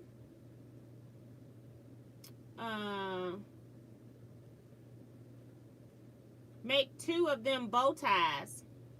Nope, that's not what they want. This is not, I'm making what somebody wants, not what I want to do on this one. So I don't have any, my only creative thing that I can add to this is that I added a fancy bow, and they used a solid, they had a red border on the outside, and then they added a solid red. They had this fabric on the outside, which I'm using, but then they also used a solid red for binding, and I'm going to use the black and white polka dot for binding.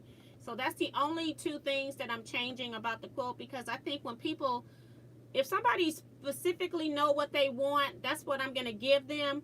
But I'm going to quilt it a lot nicer so it holds up, because all this person did was just stitched in a ditch, which is what you would do when you're trying to sell baby quilts online and you're trying to not put a whole lot of money and time into it. But I want to make sure that when they wash it, that it holds up. So I'm going to do more quilting than just stitch in a ditch. But other than that, I'm doing what they requested. When somebody is specific, I kind of like that though sometimes, when people know what they want, then I'm not playing the guessing game trying to figure out if they're going to like something or not.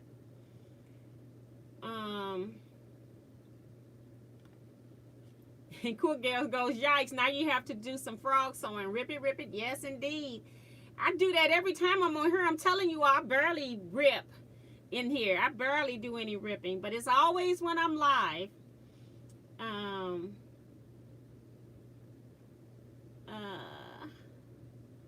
Etty, thank you so much for sharing your knowledge. You're welcome. That's Robin.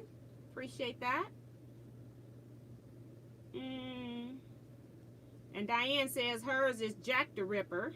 And they still talking about humidity, so I'm gonna go ahead on. I'm going to go ahead and sew. I know my machine stopped back there, but I want to sew at least 2 rows together before 11, because I'm going to probably be up for a while. Seeing as I was up all last night, and I did my errands, but I've been kind of in bed. I cooked, I went and got White Castles for like a late lunch, and then I had lasagna for dinner today. So I haven't done any sewing, so I'm going to be up a while. But I want to take this one off that I just messed up, and I want to press it.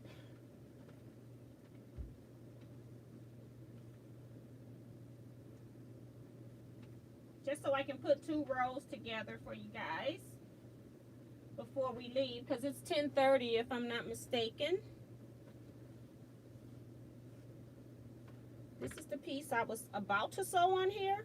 It was a good thing that I was looking at the ears, I mean the bow, to know that I'm supposed to be sewing this on top, right? So I put it on one end, it works fine. I go down to the other end, I'm like, that's not gonna work. So at least I'm paying some kind of attention.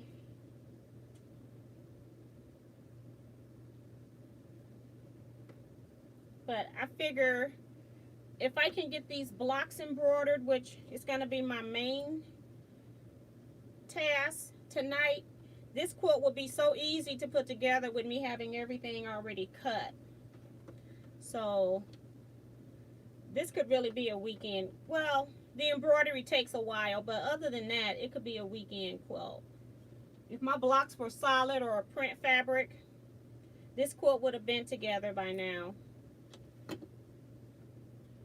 All the prep work for the embroidery took time. And I was doing that while I was stitching out blocks too. I put a block on. When it started that satin stitch, I was out of here into the long arm room using that area to cut. So, and I probably won't sew these rows, press these rows, just because I like to do that on my big iron. And then I'll just show it to you all.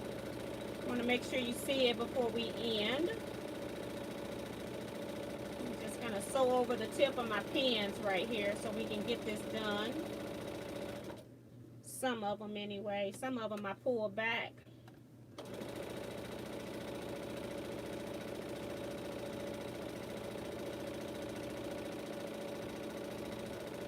Get this sewed up.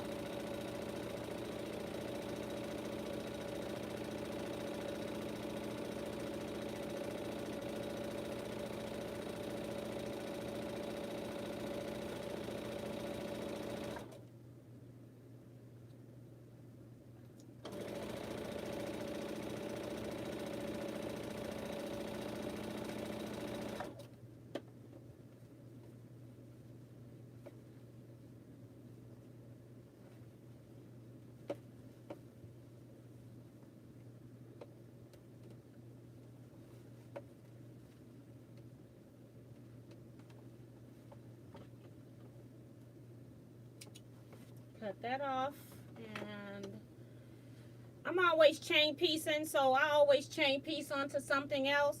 I always got another piece that need to be sewed, so if I do, I go ahead and sew that seam instead of breaking my thread.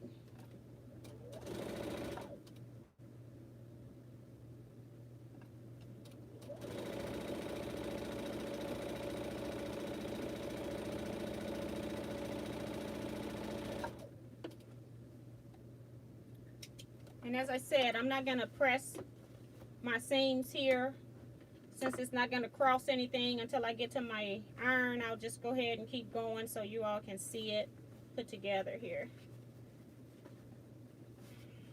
At least 2 rows. I'm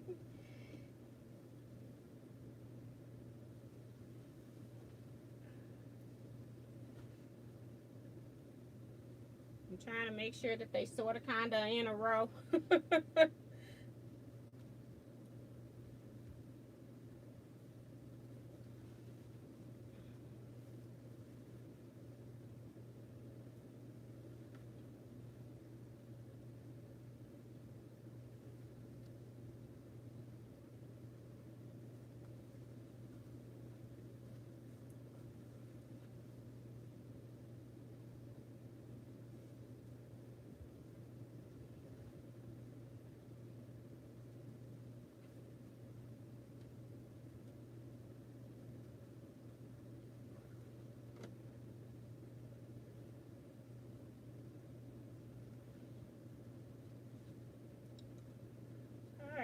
we're going to go ahead and sew this seam.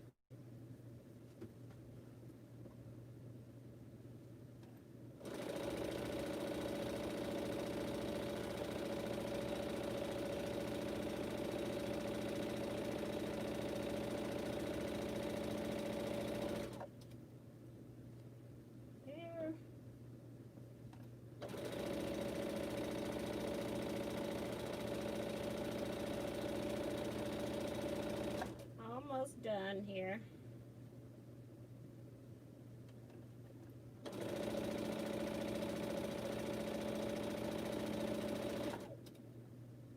Okay. Got one more that's trimmed up, so I'll sew on it.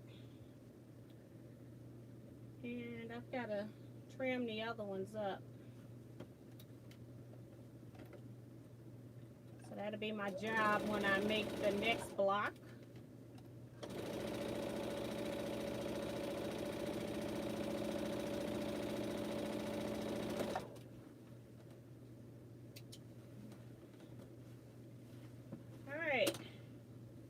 So it's not pressed, of course, but you can see what it kind of looks like here. Right there. Now let me see. All right, when I press the seams, it'll be pretty cool. So it's a good start. Like I said, I'll probably be up later tonight sewing on this so that I can get the majority of this completed. I'm gonna sew until I can't sew anymore. I'm gonna catch up with the blocks here in a minute.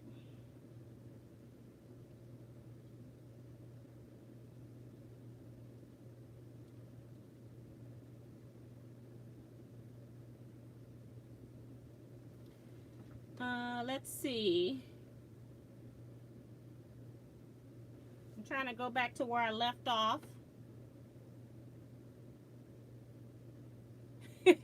My brother was saying he's back, that his phone went dead while he was in the yard. Wow. Tiffany T says, does the light you put on the throat of your machine have a dimmer switch, or is it just on and off? It does have a dimmer switch. That's what this is here. It does dim down. But you can see what the regular sewing machine lights look like. That's terrible.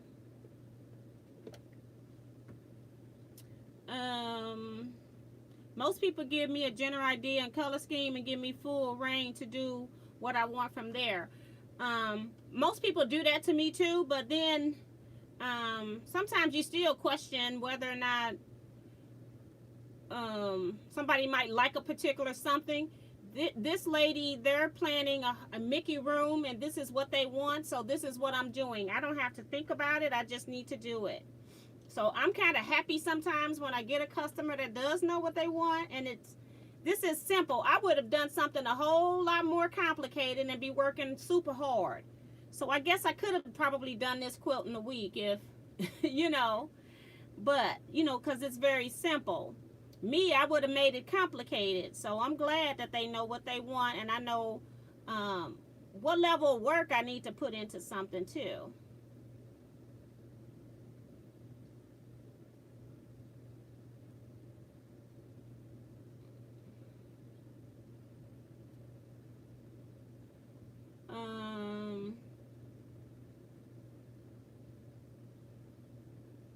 Lasagna tastes better than homework. There's somebody saying the dog ate the lasagna. Laughing out loud, Kelly says, I give up, T. I've typed the same question 3 times now, and each time you put your phone down just as I hit enter. Any Teaquilters have a light on your machine that has a dimmer switch? This one has a dimmer switch. I actually sell these lights. I can't remember if they're $35 or $30. I can't remember. But yeah, I do actually sell them. I remember some Teaquilters had bought some a while back. I was mailing them out. I mostly sell them to people in my quilt guilds and stuff when I go to retreats. That's why I started selling them, because people were asking me about it when they saw it. So sorry about that, Kelly. And my phone, every time I put it down, it like jumps around on me. So, T, what kind of embroidery machine do you have? Both of these machines are Baby Lock. This is a Baby Lock Elagio. It embroiders, and you need to have a floppy disk drive, the 3.5 disk drive. I do have that. And then this one over here is an Elissimo. It runs on USB, but you can also hook up your computer straight to it. Now, I have so many embroidery designs that I hardly ever hook up my computer. And matter of fact, I just put all my embroidery designs on my desktop, and then I just take them off on flash. Now, my friend, she does hook up her laptop to her machine. She has the same kind. And she says it doesn't take long for them to spool through, but I have so many files, I feel like I would crash the memory in this thing. But yeah, so both of them are Baby Locks.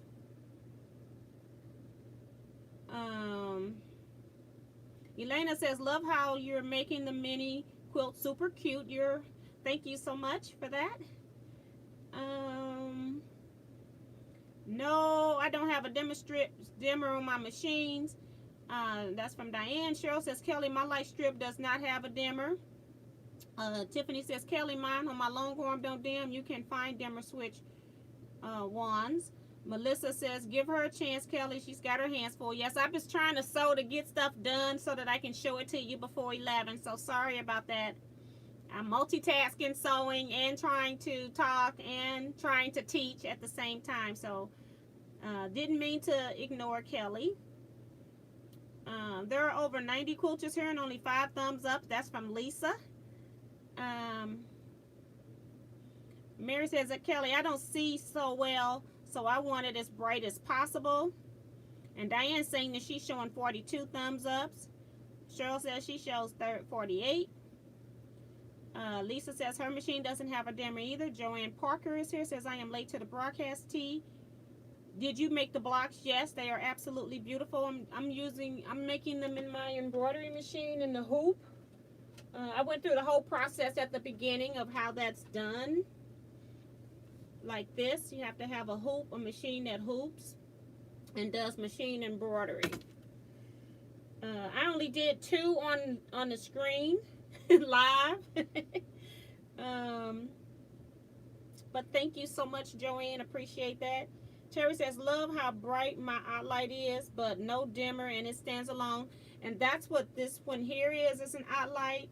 And this machine, I got another light back behind the camera, and it has like a daylight bulb in it. Kelly says to Mary, I find that some of them are so bright that there is a glare. I don't feel like I get a glare. It shows up weird in the screen though, but I don't get a glare. And if I pulled you closer, it wouldn't have that halo. It's because of how the lights are set with the camera.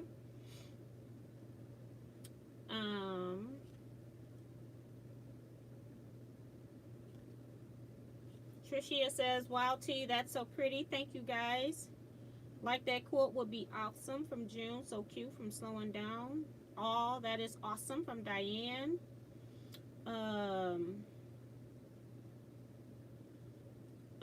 do want to address one other thing too.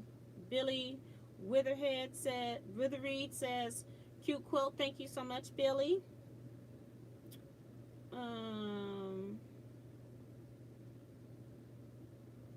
Can't wait to see the quilting on that quilt. See, I don't know how much quilting I want to do on a baby quilt. I just want to make sure that it's secure. And I hate meandering almost, but I don't know if I want to meander or do something else. Maybe I'll do some loops, some circles or something, since we've got the dots in the fabric.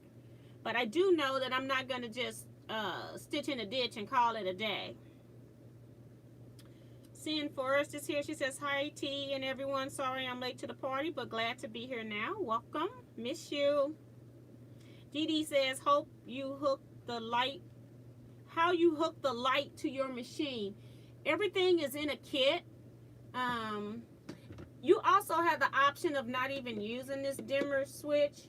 You see this connection here? I can take this out and hook it straight into this connection here. And then if you're a person that don't like a dimmer, then it won't even come on until you plug it in. But I like the dimmer, and most of the time I have it up on high.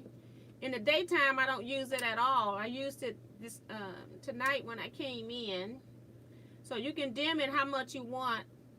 But any light, this is low right here. Any light is better than this light up here by itself. And I should have put mine a little bit further down.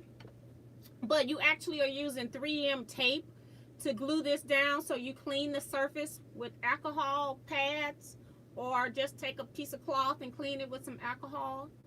And then you stick it down.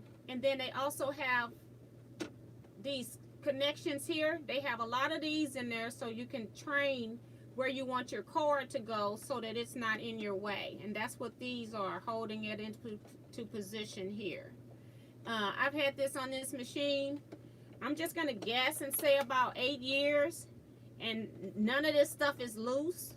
I just made sure I cleaned my whole machine, so all of them were tight. My light's still tight.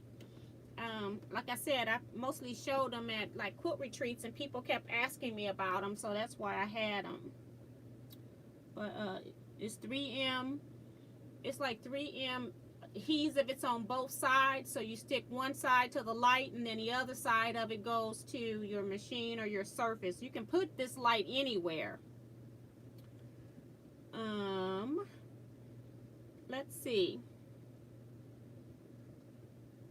And Ellie says, I don't see how to thumbs up on the live. Now, I know when I'm on my phone, I can't thumbs up, but when I'm on my iPad, if I do minimize screen, then I can thumb up. But it's certain things you have to like click out of the live chat box when you're on your phone to hit the thumbs up, and then you just come back into the live chat. So it doesn't, it just depends on which device you're on. If you're on your desktop, of course, you can hit the thumbs up anytime.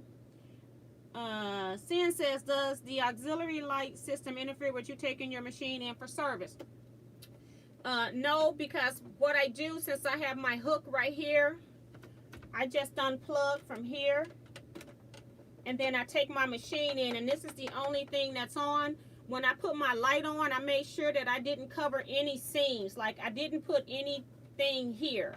If you notice, I could have put my connector here, but I made sure when I put it on that I'm not covering up any seams on my machine. So it's not covering any seams. It's all on plain flat surfaces. I looked under here to make sure when I put my light down that I put it, this is the center, so I put this on the other side of center, if you can see that. This is center behind that light. This is the light I'm covering up. So I made sure, so it does not interfere. And like I said, I've had it in for service every year, because I have a guy that he knows about this machine, but he doesn't know about the Elysimo. So I've taken it in. I just take the light piece off and never had any problems with it. Dee Dee says, can you send me a light when you send back my quilt you are quilting? I can do that. And Diane says, I'm going to look for one. Ellie says, I am on my smartphone. And if you're on your smartphone, you would have to hit the X to go out of chat, live chat. Hit that X that's right up under the screen. And then you'll have to hit the thumbs up and then come back into live chat. That's the only way I know to do it on a smartphone. Mary says, on my phone, I click the X, click the thumbs up, and then go back into the chat. That's exactly what I was trying to say. Ellie Scrapper says, I need to get a few of those lights for a few of my sewing machines. I got them.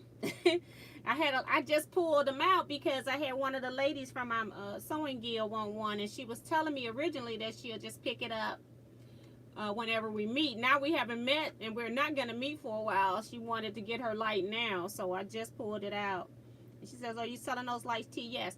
And like I said, I got it put up, but it was either $30 or $35 plus shipping. I can't remember. And I don't have them on my website. Hold on. I don't know how I would know. Hold on. Let me see if I can figure out what the price of this light is. So I'm telling you the right price, because I don't like telling people one thing and then something else comes up. And this, I went into Google and it's just typing everything that I'm saying, okay?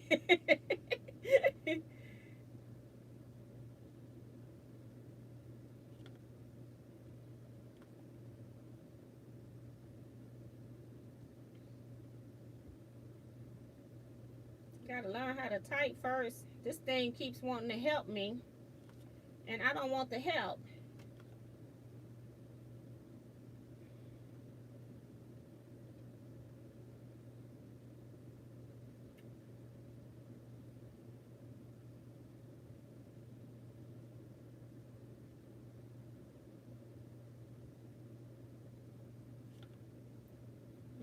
Stuff is so little on these smartphones, especially when I got my do not turn the other way on. I gotta take off my glasses so I can see.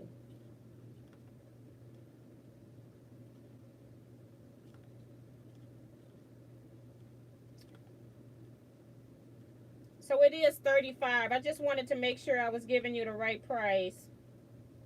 So it's $35 plus whatever shipping is, and I just charge whatever it costs for me to package your package. I don't charge any extra for that.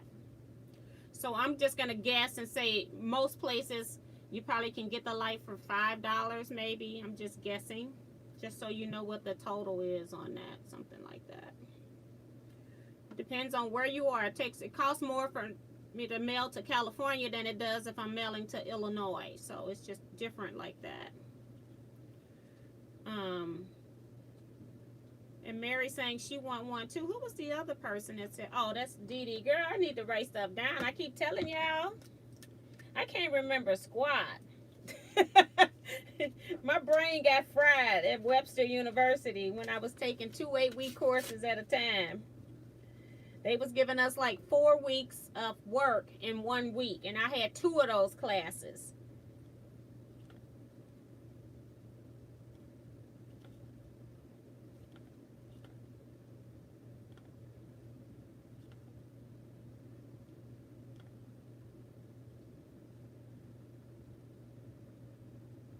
Okay, because then I can look and see if I got your PayPal address, Mary, and I can see what the shipping would be to you on that. So I'll let you know in an email. YouTube, Dee Dee, yours will just be included in your box, so it should kind of balance itself out.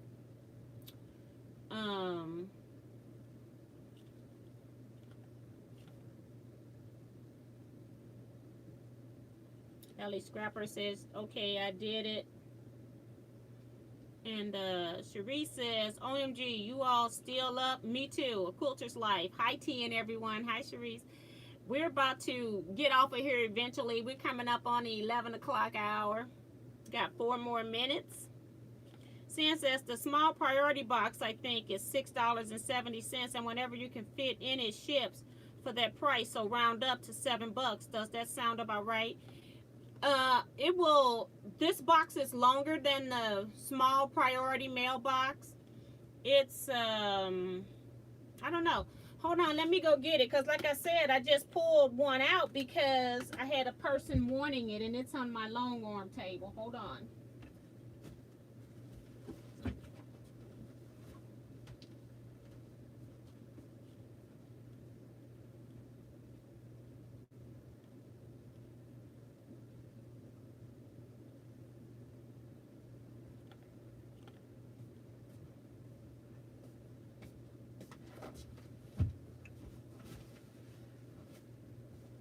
See, it's pretty long.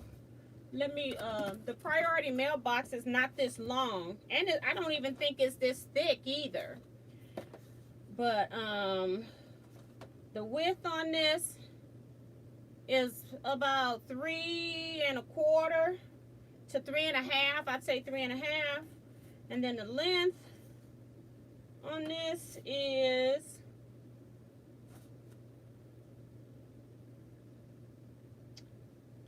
10 3/4. So that small priority mailbox won't work. So that's why I just go ahead and bag them up, and I just make the bag fit tight around the product so it's not bouncing all around. And I don't have one of these open, so I can't show it to you, but everything is included in here. They give you the alcohol preps, they give you the 3M things, they give you the plastic things here, and I have a lot of these that I just didn't even use. But you can stick these things on for days, and they got the same 3M adhesive is under these clips as well. But everything is included. It says 6 wire clips, which is what these are. LED panel strip, on-off dimmer switch, and then your power adapter with a 5-year warranty. So that's what it is. Ugh. But I just wanted to show it to you because it won't fit in that box.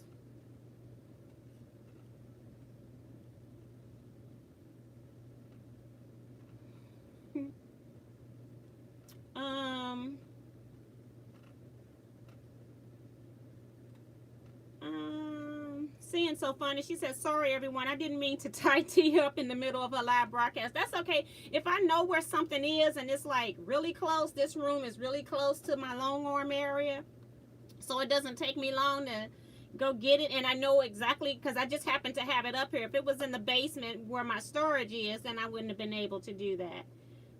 But no problem whatsoever. Ellie says it would be midnight here soon, laughing out loud, but I'm working on getting this room together. That's right. I tried to pick up a little bit in here today, knowing that I was finna bring a whole nother project in here.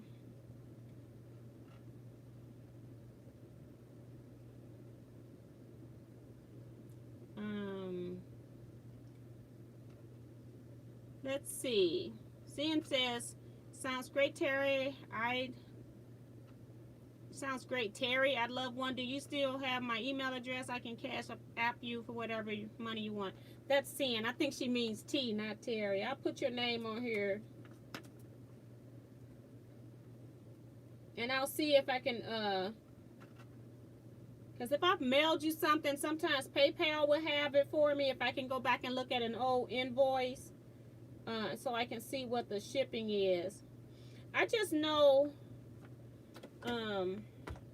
sometimes when the post office start measuring stuff, it's just easier for me to just go ahead and do it first class mail instead of priority because they try to rip you off. But sometimes I put it in both ways.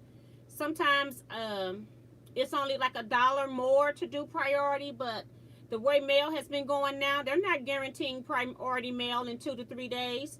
So you may as well just wait for regular mail at this point.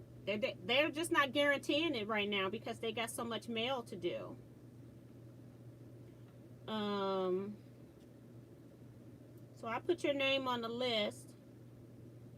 Virgie says, T, sell those lights and they are dimmable. Yeah. Yeah, that's what I'm saying, seeing when you're trying to type stuff, even trying to search stuff. I'm trying to search where I get my lights from, and they trying to tell me how to spell somebody's business. It's like, that's not how you spell it. Well, you need to rest, Tiffany. We'll just wait for your replay, laughing out loud. There, Tiffany's got to do something. She says, I'm going to try Lisa, but if I can't sleep, you know where I go. Yes, she'll be up. Okay, I got you, Sin. I put you on the list. And Ellie says, I want 3 of those lights for now. So how we do this, doll? Email. I thought you said you emailed me at teaquilts@teaquilts.com. If not, do that.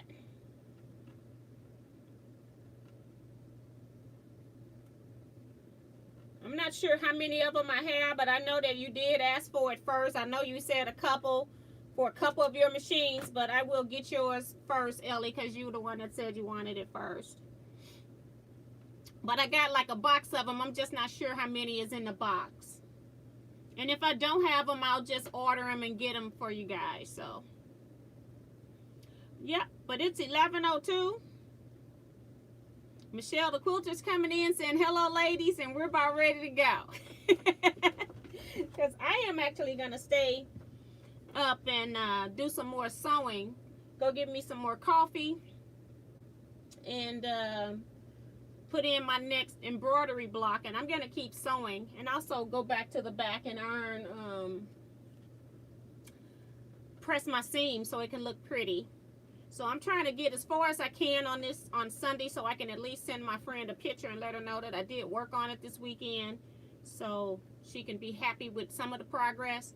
I'm hoping I can get this done. I'm going to quilt Dee Dee's quilt, hoping to do that on Monday. And then I'll stop working on this if I'm not finished. I'm hoping I'll finish tomorrow. If I'm not, because I got quite a few. I got 6, 7, 8, 9, 10. I still got 10 embroidery blocks to do. I needed 24 total. So, yeah. Still got 10. That's what's taking the longest part is the embroidery. So, and Diane being funny saying, hi, Michelle, bye, Michelle.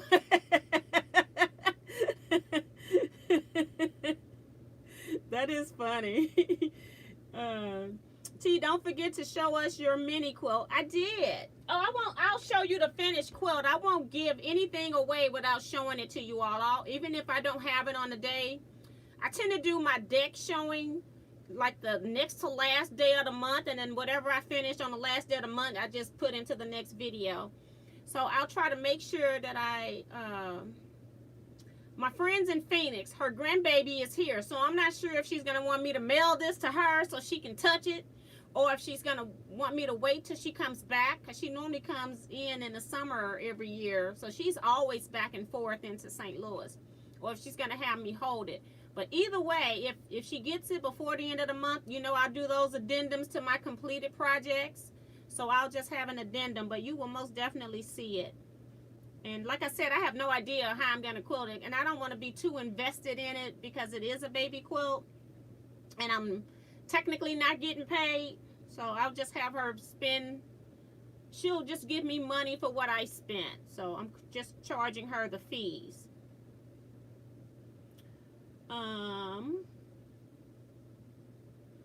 So that's gonna be it, everybody. I'm gonna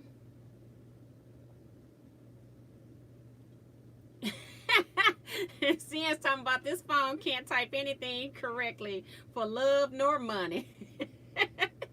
So that's gonna be it for this video. I will most definitely see you all on Wednesday. If you all didn't know, I showed yesterday a quick video where I did a haul from the stuff that I bought from Blueprint. I spent over $500 at Blueprint, but I got a lot of fat quarters that were less than $2 a fat quarter, considering the prices. Some of them were less than $1.50 a fat quarter.